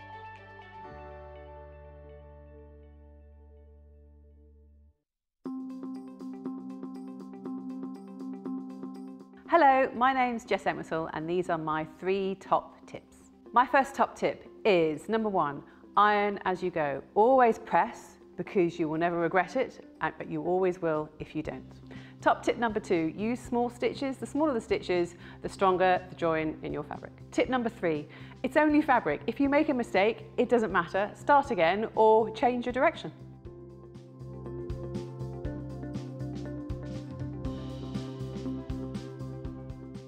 Simply Sewing is a magazine for dressmakers and home sewists who are passionate about fabrics and love to sew with stylish patterns. Each issue is packed with technical know-how, templates and easy to follow instructions to sew yourself quick wardrobe updates, accessories, plushy toys, gifts, bags and more. Plus, each issue comes with a free dress pattern from our expanding trend-led collection. We're proudly flying the flag for contemporary sewing with stylish patterns and beautiful photography to inspire sewists across the globe at every level. Did you know there are multiple ways you can contact us, even if it's just to ask a question? Our friendly team are always on standby. You can call our customer service team at 0800 112 4433, email us at help@sewingquarter.com, visit our Facebook page, follow us on Instagram, follow us on Twitter @sewingquarter, and even message us through our website, and our presenters will answer your questions live on air.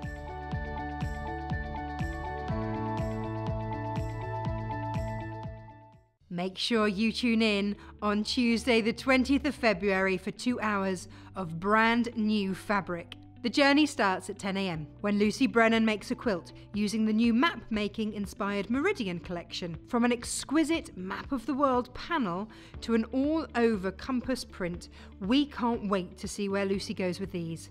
Our destination at 11 a.m. is the new Lemon Tree fabric range by Tilda, making its on-air debut. The bold blooms and playful details are sure to have you dreaming of summer.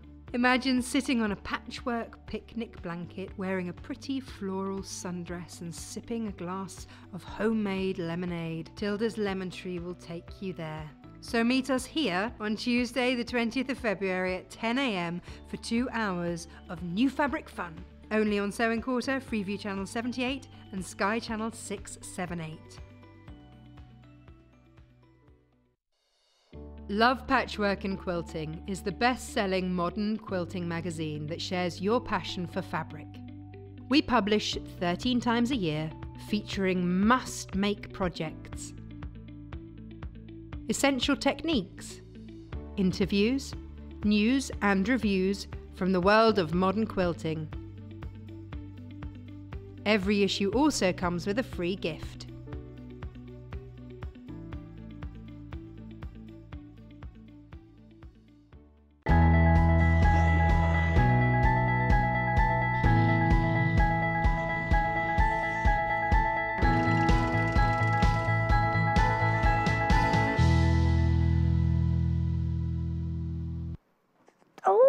So excited. We've all turned into such girly girls right now.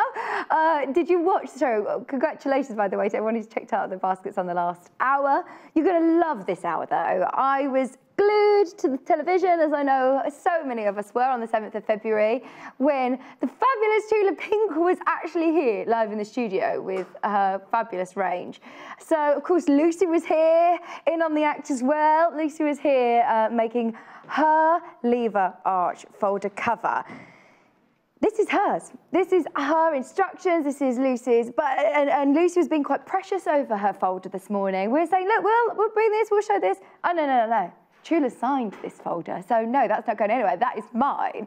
So I mean, it is so exciting that we're managing to do this again, back by popular demand. It was only a week or two that we did this, but it's back because also we want to do the lever arch cover, but with a twist. We've also got brand new accessories. And this is why we're turning into girly girls. We've got glitter PVC for the first time ever. Now, I'm brand new here, but I can feel the excitement when they're saying, no, Hannah rang me last night. Paul's producing today, but Hannah actually rang me last night to say, this is down to me, not me, Hannah. This is down to Hannah, because she has begged and she has pleaded our buying team, scheduling team, to do the glitter PVC, and it is finally here. I must stress, before we even start talking about anything this hour, that will sell out today. It's going to. It's just inevitable. And anything that doesn't sell out today, I guarantee Lucy's going to be taking with her, as am I. I know, I absolutely love it. So let's get started because we've got 1 hour left of the whole of the show. So the lever arch, the left one. This is the Tula Pink. Oh, it was a brilliant show, wasn't it? If you did watch on the 7th of February. This is the one that you will have seen. Now, if you do like to cover your books, the folders, even the ones that have the hoops going through the folder, this will work with. So this is the steel. You also get, which is lovely, in the instructions, you also have lots of, we'll have a look all through this with Lucy in a bit, but there's so many different pages as well that you can photocopy and keep in your folder. So your dressmaking, there's dots, there's quilting project, there's all sorts so that you can keep a record of what you're doing and photocopy it. So yes, there's your instructions by Lucy herself. That's your hand, isn't it? If I recognise your hands. Have a look at the picture. There you are, if you're organised. You do like your stationery, Lucy, don't you? So there you are. There is the kit all finished. The fabrics are beautiful. They are beautiful. 1/2 metre of the raccoon. The green and aqua turquoise sort of tone. And also, have you spotted the frog? It was so funny. Our director was in the meeting this morning, and then all of a sudden, after 10 minutes of all just standing there talking about something completely different, he went, "There's the frog! Just spotted the frog." When you see it, then you can't miss it, but until you spot it, it's quite difficult. So then, the next bundle, that's $34.99. You also get the PVC, by the way, and the thread. I'm not explaining this very well because I'm getting too excited about the fabric and the glitter. Glitter's gone to our head. This is Amy Butler fabric. You've got 1/2 metre of, what's this one called, Paul? It's got birds, isn't it? It's lovely. Birds and vines. $32.99, 1/2 metre of each designer fabric. Mystic stones. Mystic stones. So you also get, so right, on our graphics, it's saying glitter PVC. Do you get the clear in the bundles? We're just going to triple check, because on my desk, obviously, I've got the clear. I just want to make sure it's because it's the wrong graphics. Oh, that's for the pink, isn't it? That's for the pink. Well spotted. Okay, so do you want me to show you the pink? You've just seen the graphics for it. This is the Tula pink. So this is for the accessories. This is the accessories. So in this one, you've got the picture. That's what you're getting. Paul's apologising, $32.99. You do get the Tula pink, raccoon, lever arch pocket, pencil case, glitter PVC. I don't want to scream and shout, but it is very, very exciting. Plus all of your instructions as well. There it is, with your step-by-step instructions of what you have. We can show you through these, don't worry. We've got plenty of time. We're going to go through all of these. Also, then we're going back to this one then. Back to this one, back to the Amy Butler. Amy Butler lever arch folder cover. So in this one, you get the fleece, you get the wadding, you also get the instructions. You get the PVC, the thread, and the metre of designer fabric. Fleece. Okay, the last accessory bundle is again Amy Butler. This is different to the, is this different to the, no, this is exactly the same as the other bundle, just in the Amy Butler fabric. 1/2 metre of aqua, 1/2 metre of, again, this lovely birds. This is lovely detail. You also get your thread, zip, clear PVC, instructions, and your eyelets with washers. So that's for your, for any, well, you'll see in a minute. I know what I'm trying to say. We're doing a glitter bundle. We are doing it as a whole bundle. It's going to sell out. They will be sold separately, but come on, let's face it, we're all going to want all of the glitters. I can't decide. The pink, you got the pink glitter, you got the clear, and you also get the rainbow glitter, the clear rainbowy glitter, silver glitter. For all of them, 1/2 metre of each, it's just $9.49. It's just $9.49. First thing I asked Lucy was, can you sew with this then? Hang on. Even though, yes, we've been through this before, you can with your clear.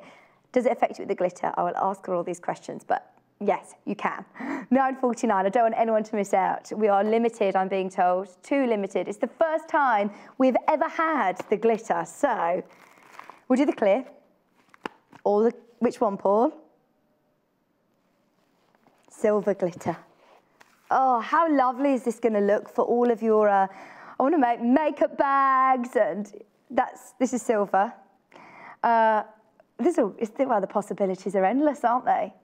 Brand new today, it's $3.49. This isn't something that you're necessarily going to get in your local haberdashery shops, is it? So it's fantastic that we're stocking this, finally. I know that Hannah has been pestering our buyers for the last year to be able to get this in. She said she saw it online and said, why don't we stock it? So we've got it. The rainbow. This is rainbow, but I think it's pink. It's pink glitter. Look at it. By the half metre. It's like that rose gold that's so on trend at the minute as well, isn't it? But it's actually got rainbow glitter inside. It's got all of the different colours. It's lovely. What colour is it coming across on screen? More silver? No, look, it's pink. It's gorgeous. Come on in closer. Come on in. Look at the glitter. Oh, so many of you are already putting it in your basket. You've got to be quick with these. Look at that. Get lost in the glitter. £3.49 a metre. There you go. Oh, we love it. Okay, and then this is always popular. Always, always popular. Your clear PVC. Once again, selling by the half metre, and it's £2.99. £2.99, that's it. So add it to your order, add it to your stash. The Tula pink, of course, is selling already. Of course it is, of course it is. So let's get over to Lucy. Hello, hello, hello. Now, you've got your glitter nails, especially for the glitter day. Hannah did say, I want to see Lucy's reaction to the glitter. You are really excited about it. I love it, yeah, really excited. Oh, nails, there you go. The PVC is really, really good quality. I've done quite a few projects with PVC, and having bought it from various places, I can tell you there's a massive difference in quality. Okay. But this is really, really good stuff. The glitter, the one that we're calling silver, is proper holographic glitter. So that's got like all the colour. It is like a rainbow. But then the one that is rainbow actually has the different colours of the glitter in it. But it does look like it does look pink. Yeah, we'll just call it pink. So and I'm using Tula pink. Yeah. So you actually were here on the day, weren't you? Yeah. So really we're repeating this. You can watch back on the 7th of February on YouTube if you want to, but we are going to repeat parts of it because we also want to show the accessories as well. But it was a great day, wasn't it? You actually got Tula to sign your Lever Arch cover. I did. It's mine now. Yeah, it's absolutely mine. Yeah, we want to show it. No, it's mine. It's mine. So the cover I did already, and I just used a very small amount of the PVC just on the outer part so that you can put a label in it. There it is. So just on the spine, it just has a little pocket there for a label. There it is. You can't see it very well on screen, but you can see you've got this pocket here. So it's the size for a business card, isn't it? It is. And then that's why we've put the clear with the sets for the covers, because you want that clear. You could use glitter, but I wouldn't. I would definitely, you want the clear for that. And then obviously you're only using a small amount, so you've got all the rest left over, so you can still use that to make accessories or whatever else Brilliant. you want to. So I'm going to be doing 2 of the inserts. Have we got the actual We could do with file? the accessories, haven't we? We'll find out. Because there's one that's like the fabric pocket, and then the other one that's the clear pencil case. Okay. So I'm going to be making both of those today. We can show you a picture. Oh, there we go. That's with the other fabric. That's with the Tula, the more sort of green and turquoise, which is available still. But that's what we're making. Yes. So I'm going to start off with the fabric pocket. So you've got all of the measurements and everything are in the instructions. I've made this up. This is 2 pieces from the ½ metre.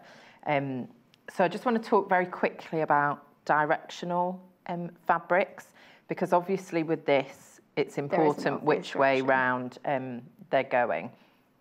So you need to be mindful of that. This is a lovely one for fussy cutting. I have to be honest, for this, I just done it.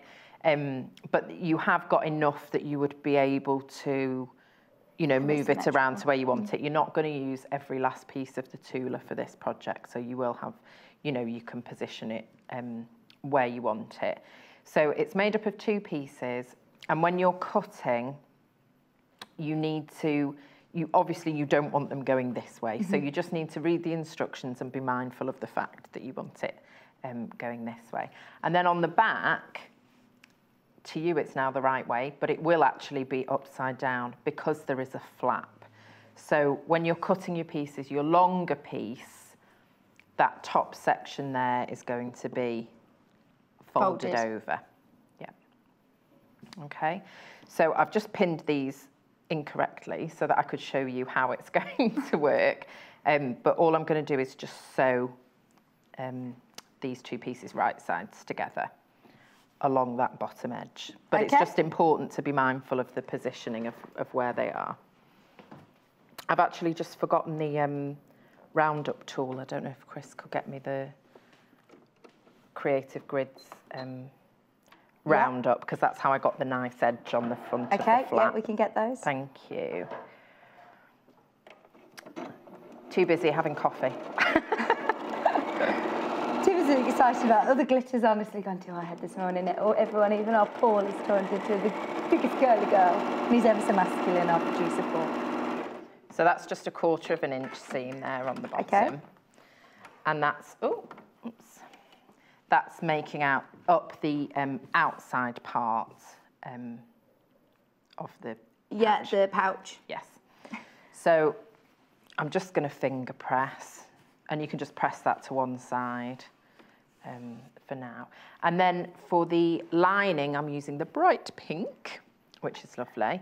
And this I've attached some interfacing to. So it's just a medium weight interfacing, and again, the measurements are in the instructions. So it's just made up of 2 long pieces. So I'm putting those right sides together, and then I need to trim off that edge with the roundup tool. Sorry. We'll get it. Is Chris on it? We're just getting it. Okay. So you don't need to do that. You can keep it square if you want to, but I find sometimes when you fold things like that, it can sort of shift and not, you know, not be that neat. So I prefer rounding the corners, and I like using a ruler to do that with, because you keep that accuracy, and then both sides are nice and even. Just as a quick note, the glitter in the pack, the bundle, by the 1/2 metre. Oh no, do you know we were saying we're going home with these? There's only a few left. There's literally only a few left. That's the pack, the bundle that we've put together, the clear, the silver and the pink. Look at it. It's called rainbow, but it's pink. £9.49. Oh no, right, just so you know, if everybody checks out, it's gone. So please do check out. You can buy that by the 1/2 metre still, but if you want the bundle, go for it. It's nice to have that variety as well, because then you can mix them with different fabrics, you know, the different colours will go with different things. And there are lots of projects you can make with the PVC as well. So, as if by magic, here is my roundup tool. And I love this for, like I said, for the precision to be able to cut. So I've just laid that right sides together, and I'm going to cut both. If you don't feel comfortable cutting both at the same time, do them one at a time. But it just means I get that nice curved edge easily. I'll just spin that round. So I'm just lining up the edge along there and the top along there. I do love to cover things. It's really nice. I know you and John were talking about this earlier, and we did at school as well. You all like to cover your books. Yes, I used to do that all the time. Yeah. I love doing things like that. So again, just make sure that you've got the right end. Yeah. When you're cutting, it's not the shorter piece, it's the longer piece that you need to trim. And then I'm going to sew all the way around and leave a gap for turning through. Okay.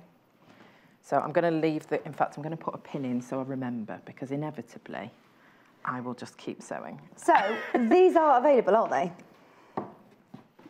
Yeah. I know these creative grids are so popular. This is just £24.99. £24.99. It is having the right tools for the job to make sure that you have that professional finish, and the precision. The precision, of course, is so important when you're looking at accessories like this. So that's just £24.99. Okay, so I'm just going to go round the corner. So I just wanted to show how we're going round the corner. How I do that. So this is again with a quarter of an inch all the way round. So I don't stop and pivot, because it's quite a gentle corner. I don't really need to. If you want to, I would mark a point on both sides so you're pivoting at the same point. But I just sort of go for it. And the fabric, just, you only need to manipulate it a tiny bit. I'm not, you know, dragging it over, and it will just naturally turn like that. I'm hoping I'm not going to cut off the raccoon's nose. No, I'm not. No, just skimming it. Just skimming it. A lot of the machines now have the slow or fast, like this one's got the tortoise in the hair, hasn't it? Yeah, I still out of habit do it with my foot, and I haven't pinned this just for speed, but obviously you would probably want to go ahead and pin round all of your edges because it is shifting as I'm doing this. No pressure, live TV. No pressure. Just stop and readjust. There we are. A lot of people need to check out the baskets, especially with the glitter PVC and the Tula bundles. Of course, Tula Pink was only here in the studio a week or so ago, so everybody's still very, very excited about all of these gorgeous. I do love these. The raccoon is beautiful, and the frog.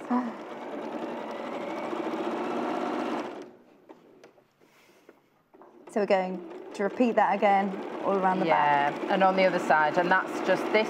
This end makes up the top of the pouch, isn't it? Yeah. The top of the cover of the pouch. Yeah, underneath the flaps. So you just need to, you can just pivot at this point and keep going.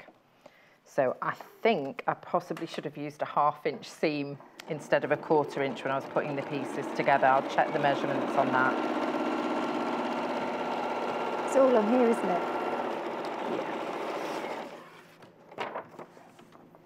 Yeah. 1/4 inch seam allowance. Okay, I possibly have cut that wrong. I'll have to check that after and let people know. But again, it's like a recipe. You've got everything that you'll need, the notes, the cutting out, the making the pocket and making the pencil case as well. So Lucy has really, again, step by step made this very, very simple for us. There they are. I've just taken the pin out. Oh no! Why did I do that? I put the pin there on purpose and then took it out. I'm just going to have to rip that open. Sorry, everybody. Half the stock of it's gone. Half of the stock is now gone. Well done.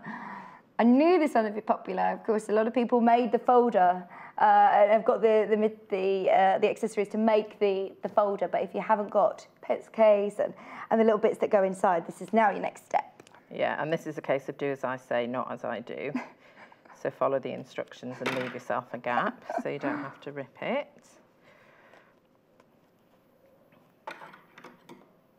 So again, you leave that gap so that you can turn it inside out. So that you can turn it through, yeah. It's easy just to unpick a section of it. But I should pay attention. But you don't need to. I should have paid attention. Well, some people, rather than leaving a gap, actually just use a bigger stitch. So they do like a basting stitch where you would leave a gap. And the reason for that is, I'll show you. See, everything happens for a reason. If you've sewn over the gap, so if you did that as a basting stitch, okay, so you do just increase your stitch length where you want the gap, and if you sew it, then you have a guide as to where to fold it under when it comes time to sew up that edge. We're actually top stitching, so it doesn't really matter, but you know, because you have to fold that back out of the way when you've come to turn, so you can do it that way as well. So I'm just going to clip the corners of the folded edges. So you just trim that excess away. Yeah. And I'll check that in the pattern because that seam allowance is slightly too big. There we go. And then We haven't got it in the folder yet. What you can do is you can cut into this as well. So very often I'll just use pinking shears, but just on the curve, if you want to just make a few little clips, it's going to be easier to turn it through than if you have the bulk of the seam in there. There's so many different tools now, aren't they, for turning it through. Yes, yeah. But it's just easy if you just do it. Well, I'm anything to make things easy. Yeah. If everybody checks out, I'm being told we've only got 5 of the Tula pink left. There it is, the whole bundle, $32.99 for a metre of fabric. The pocket pencil case, of course, and the, here it is, the pocket pencil case and the, what are we calling the other? Fabric pocket, I think. And your fabric pocket. Yeah. So this is actually your one, you say you have signed. Oh. Yes, it's signed on the front, which is very kind of her to do. So there you go, we're making your fabric pocket. If you do want the lever arch sewing planner, we have all the kits to do that as well, $34.99. There it is. There you go, she signed it as well. She signed it, how lovely is that? I know, so nice. You were saying she was so lovely and her family were here as well. She was so lovely, yeah, they were all lovely. It was a really, really fun day. There it is, $34.99 if you missed it. Also, if you want to watch the full tutorial of how to make the lever arch cover, then it is available 7th of February on YouTube, so you can have a look at that as well. Yeah, and I had really nice feedback about that project as well, so thank you, everybody. Oh, it was great. It is a great project, especially I love the frog on that. Look at there, you can see it. Just sitting, perching on the end. Oh. It's a lovely one to fussy cut. And how much nicer is it to have that on your shelf versus just the normal folder? Yeah. You know, just brings a smile to your face. Okay, so I've just gone round and I'm just doing it, you know, finger rolling around the seams. But if you've got, you know, a turny outer thingy, you can go ahead and use that. Just to get those seams nice and flat, and then we're going to press. So here's what I was talking about when I was saying about doing that basting stitch. So now I can see where I've stitched, so I know exactly where to turn that under. See, there you go. If you haven't got that, sometimes, you know, it is very easy to make that seam either too big or too small. So by having that stitching line, I know just exactly how much to turn that under. So then I'll just give that a press to make that all nice and flat and neat, but just for now I'm just going to go ahead and top stitch. So all I'm going to do is top stitch around the edge, and that's going to hold that in place. So I'm going all the way around. Right, well, whilst you do that, we'll go and have a look at the bundles again, because the glitter bundles, glitter bundle is sold out by itself. We're still selling it by the ½ metre. So individually, which one are you calling rainbow? The pink one. Pink, oh, this is lovely. How wide is it? It is 140 centimetres wide. 140 centimetres wide. It's by the ½ metre. Look at that, shimmer, shimmer. £3.49 for ½ metre of the rainbow glitter. If it is in your basket, please do check out. Please do check out, because that is going to be so popular. It's the first time we've ever had it. Brand new in today. So of course it is going to be really popular. And it's just brilliant, isn't it? We all love the glitter. And you can't just get this at your haberdashery shops. Yes, maybe your clear PVC, but your silver and your rainbow, £3.49. One postage and packaging all day, sold by the ½ metre. There it is. Just £3.49. Or, okay. It's clear, you can see through it, but if you come close, you can see how much glitter is there. So you're going to be able to see all of your tools. You're going to be able to see, oh, there you go. Sorry, have I moved my hand now? See through it, but you've just got a lot of lovely glitter. So you are going to be able to see all your tools. Just £3.49 a metre, ½ metre. Right. The bundle's gone, but you can still, as I say, get it by the ½ metre. So, kits. Let's go with the Amy Butler first. It's been very, very popular today. You are getting the lever arch planner. Now I can show you through actually very, very quickly, just while I'm not sure whether I can open this.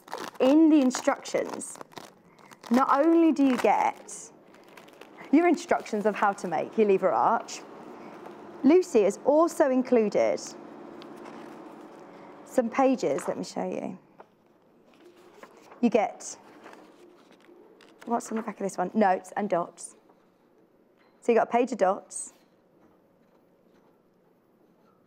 You also have quilting, sewing projects. You also have, there's another one, isn't there? There you go, dressmaking. So you can photocopy these, keep them in your lever arch folder, and you've got a bit of a, you know, all the notes of all of your projects. So that comes in both the instructions, both the Tula and the Amy Butler. You get 1 metre of fabric.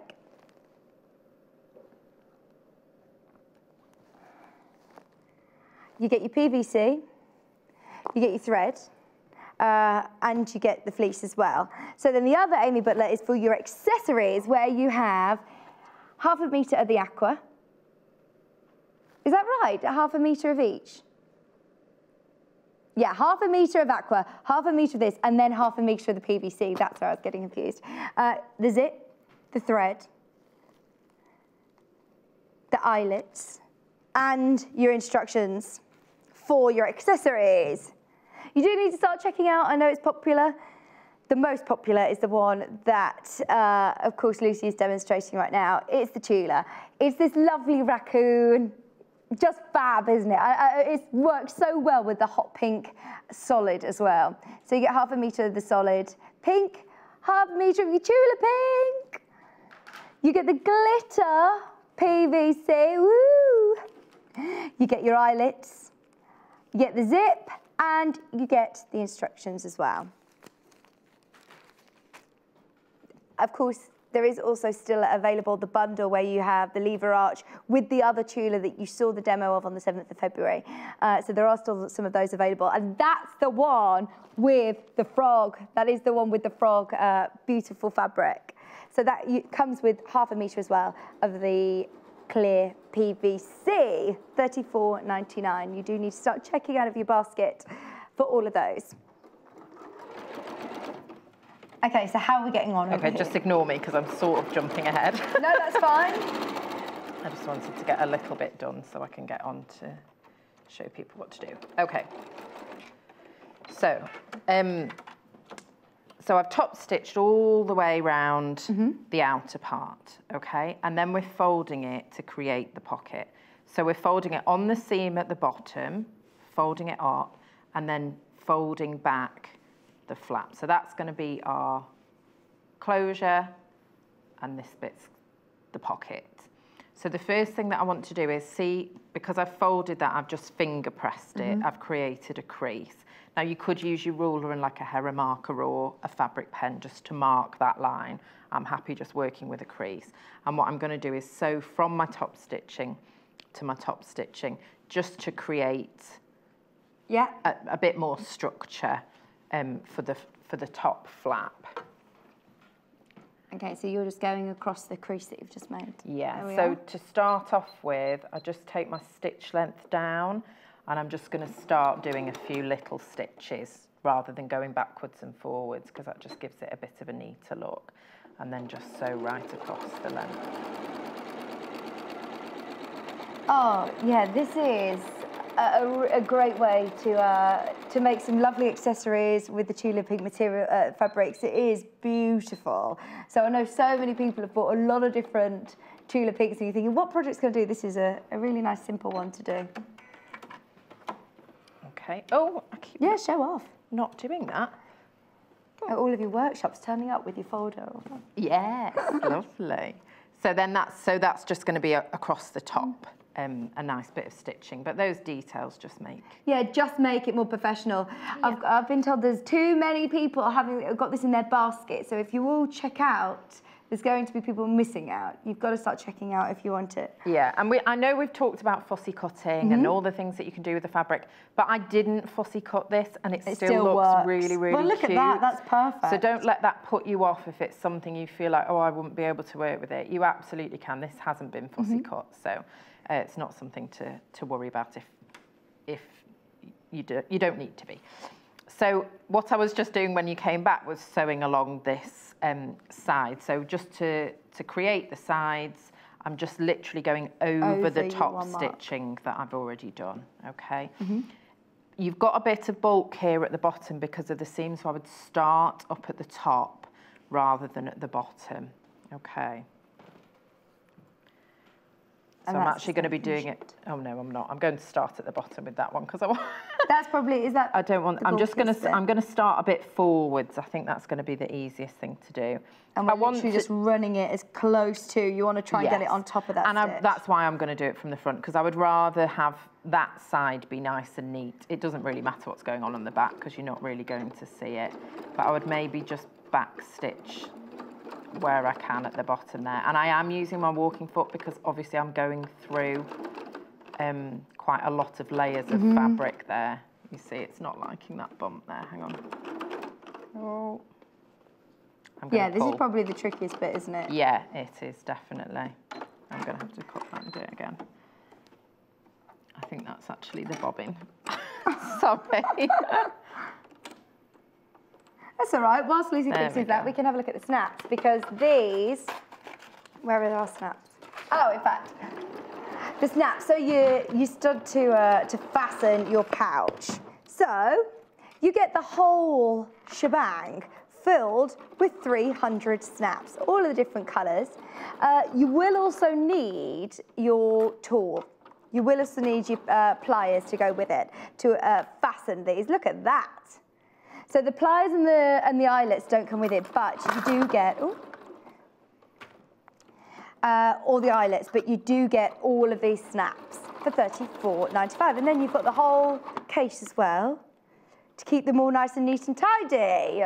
So the pliers are, Lucy will talk us through how exactly to use everything and how to attach your snaps to your pocket. But how much we have these that you can purchase separately for just £12.50. Your press fastener snap pliers. There we are. How are we getting on? We all sorted? Yeah. We got there. That was easy. Got there in the end. So I've just sewn up both sides over the top of the top stitching, and then I'm going to attach my snap. Snap. Is that what it's called? Snap. Stud. Snap. Stud. Yeah. So the lovely thing about this set is you've got all those colours. Oh, now with Tula as well, you could have any colour, couldn't you? Yeah, you could have any colour. And there's lots of colours in there. There's purple, blue, greens, oranges. I think green would look nice. Pink. Should I do green? Yeah.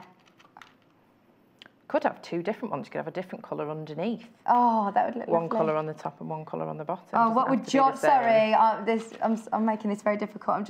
I think green. Green. Okay. So from the pocket bits, you need the male and female parts of the popper. Okay, popper, snap, popper. I think I say popper. Yeah, I do a popper. Yeah, popper. Whatever you want to call it. So this bit goes on the front, and then this bit goes on the back, and that's the bit that you're going to snap it into. Okay. Right.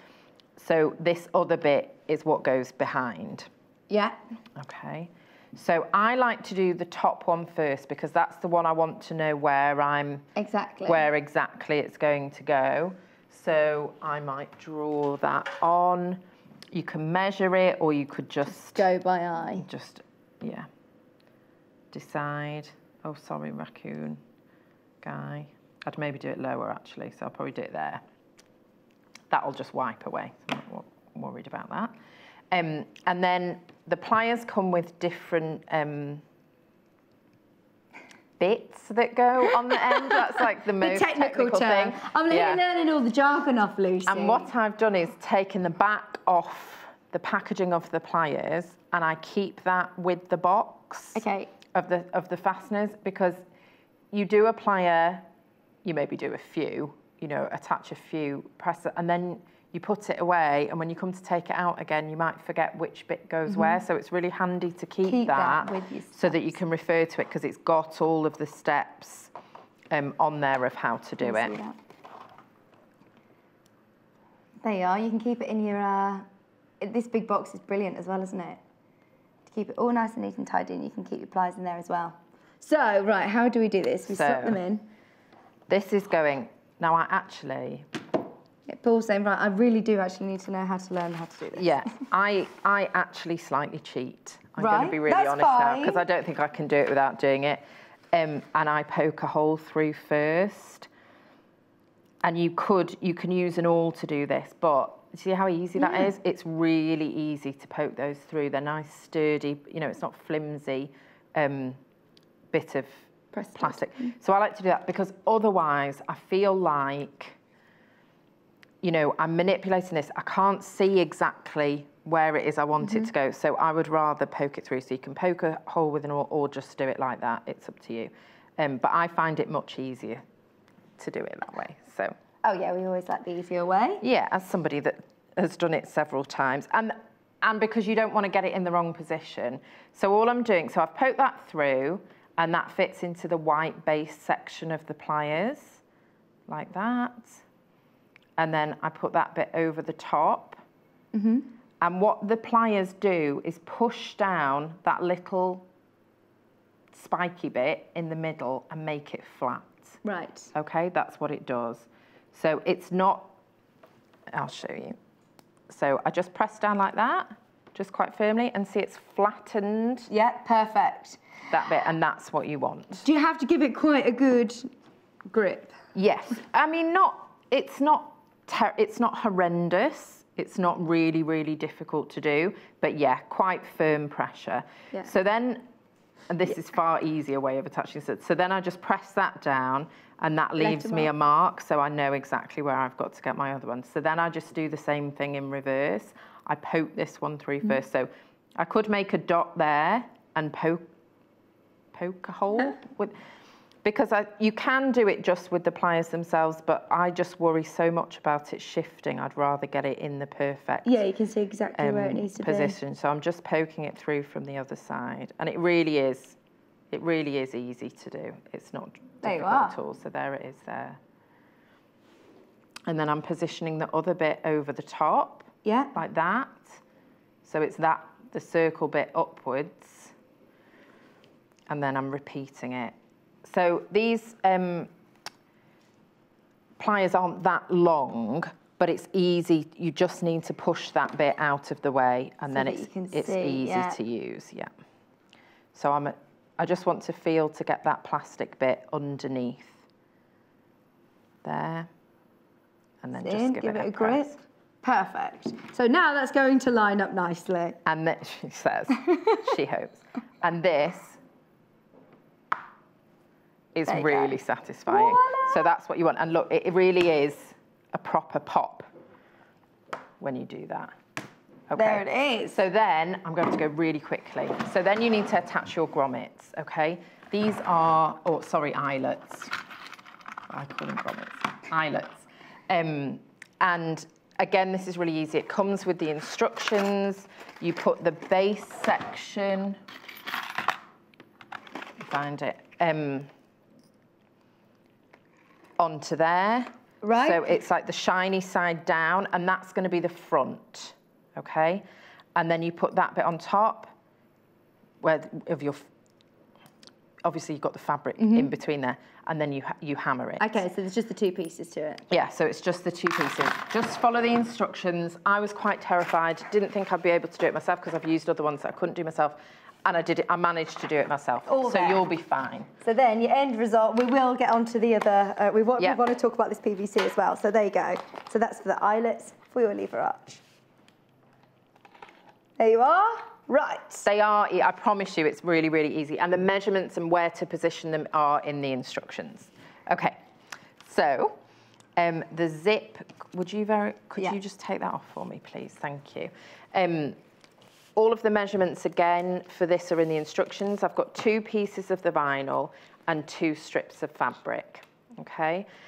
And the first thing I'm going to do is sew the zip. I'm going to press these. Okay. Okay, can we swap? I'm just gonna swap, press. do-si-do, Thank do-si-do. you.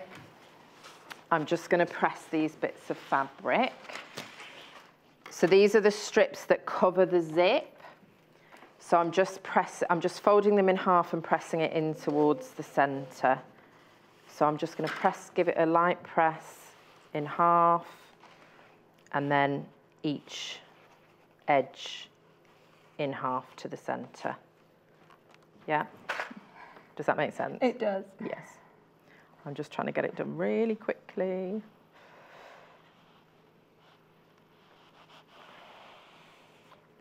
And then I'm going to fold that in half again, so the raw edges are all in the middle. Yeah.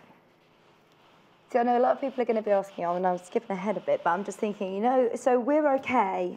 I know you've covered this so many times with PVC and sewing onto the glitter PVC. Is that going to be, is it exactly the same even though it's got the glitter in it? Yeah, it's exactly the same except there's a right side and a wrong side. So if you look really closely, one side you can kind of feel the glitter and see the glitter, and on the other side it's encased. Yes. So if you use the side, and this is true of any glitter vinyl, one side you're going to feel it slightly more, and the other side it's going to be more encased. So you want the side that feels more plasticky, where you can't feel the glitter so much, to be on the outside. Yeah. And you want the glitter pieces on the inside. Otherwise, some glitter might escape. Won't really escape, but you know. It might rub against, but it'll rub against things. It doesn't fall off the glitter. You know, you cut this and glitter doesn't go everywhere. It's not like that at all. Okay. But if you have the glittery side on the outside, it could rub against things and start to come away. So you just need to be mindful of that. And you can feel it very easily which side is which. So I'm just taking off my walking foot that I was using before. And putting my regular foot back on, so that I'm not using any kind of a special foot. If you want to use a Teflon foot, you can do that. But actually, the foot is going to be on the fabric, not on the vinyl. Okay. So it has nothing to stick to. No, okay. And your needles stay the same. Needle, needle the same. I'd probably use a needle that I'd use for quilting, so a slightly bigger one. I wouldn't use a piecing needle, a slightly bigger needle, but just a general, you know, a universal sewing needle should be fine. So what I'm doing now is just encasing the edge of the vinyl in that binding, sort of like binding, just over the top edge of the vinyl. So I've just made sure that the side with the glitter is on the other side. And then I'm going to attach that to the front of the zip. Now I just want to think about it. Yes, that's the right way. No, it's not. That's the wrong way. So I want it that way. The reason this is important is because the 2 pieces of vinyl make up the case. Right, okay. So I want the zip to be at the top, so not at the bottom, so that when I open it, I'm pulling it down. So this piece of vinyl is going to go on this side and wrap underneath. So my holes are here, so I want my zip to go down. Yeah, I've made this mistake before. I'm not making it again.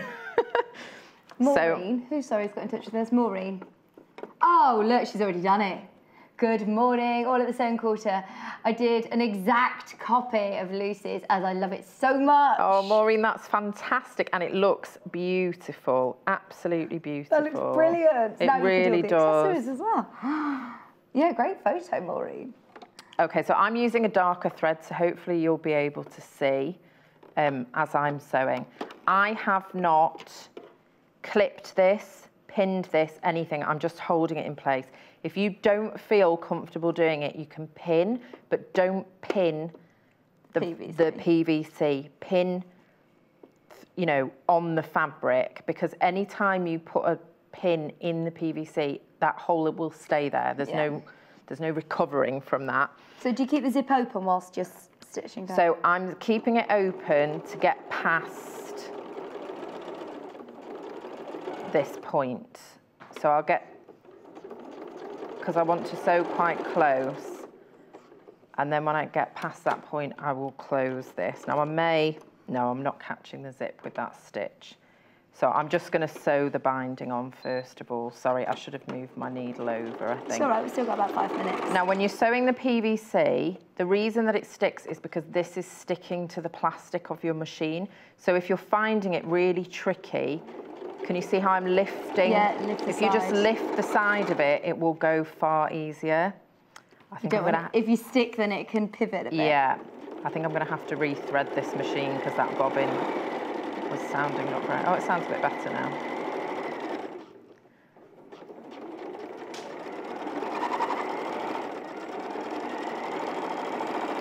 So sew right to the end.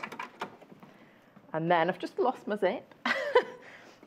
I'm going to sew closer. So I'm going to change the foot and put my zip foot on, which is in here. So Sorry, Jack okay. asked a question. Could you glue the fabric to the PVC before attaching it to the zip to keep it in place? You can do, yes, you can. That's a good question. You can. The foot on this machine is slightly wider, so I should have moved the needle. If you're doing this at home, you will catch the zip tape underneath that with your foot. You just move it over slightly. So just follow the instructions again, don't listen to me. So again, I'm just doing the same thing. I've moved the zip head out of the way while I stitch this down. And then I can just pivot round and move that back and then carry on.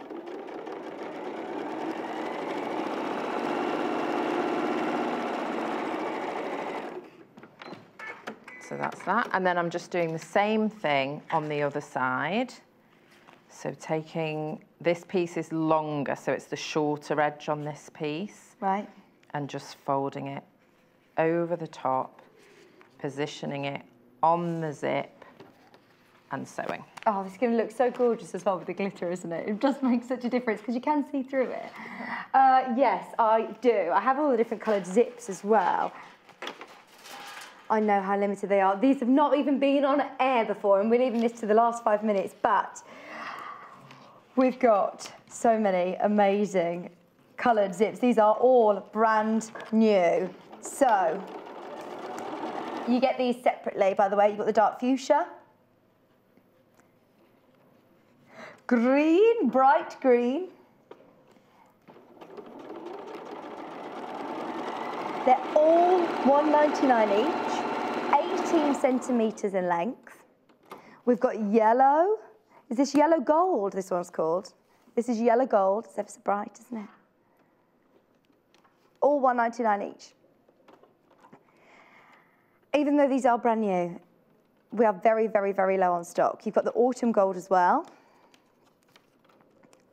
Is this autumn gold? See, these would look nice. The bright ones would look lovely with Tula as well. So that's autumn gold, 18 centimetres, $1.99. Jaffa. Oh, this is making me hungry. Nearly lunchtime. Jaffa, orange.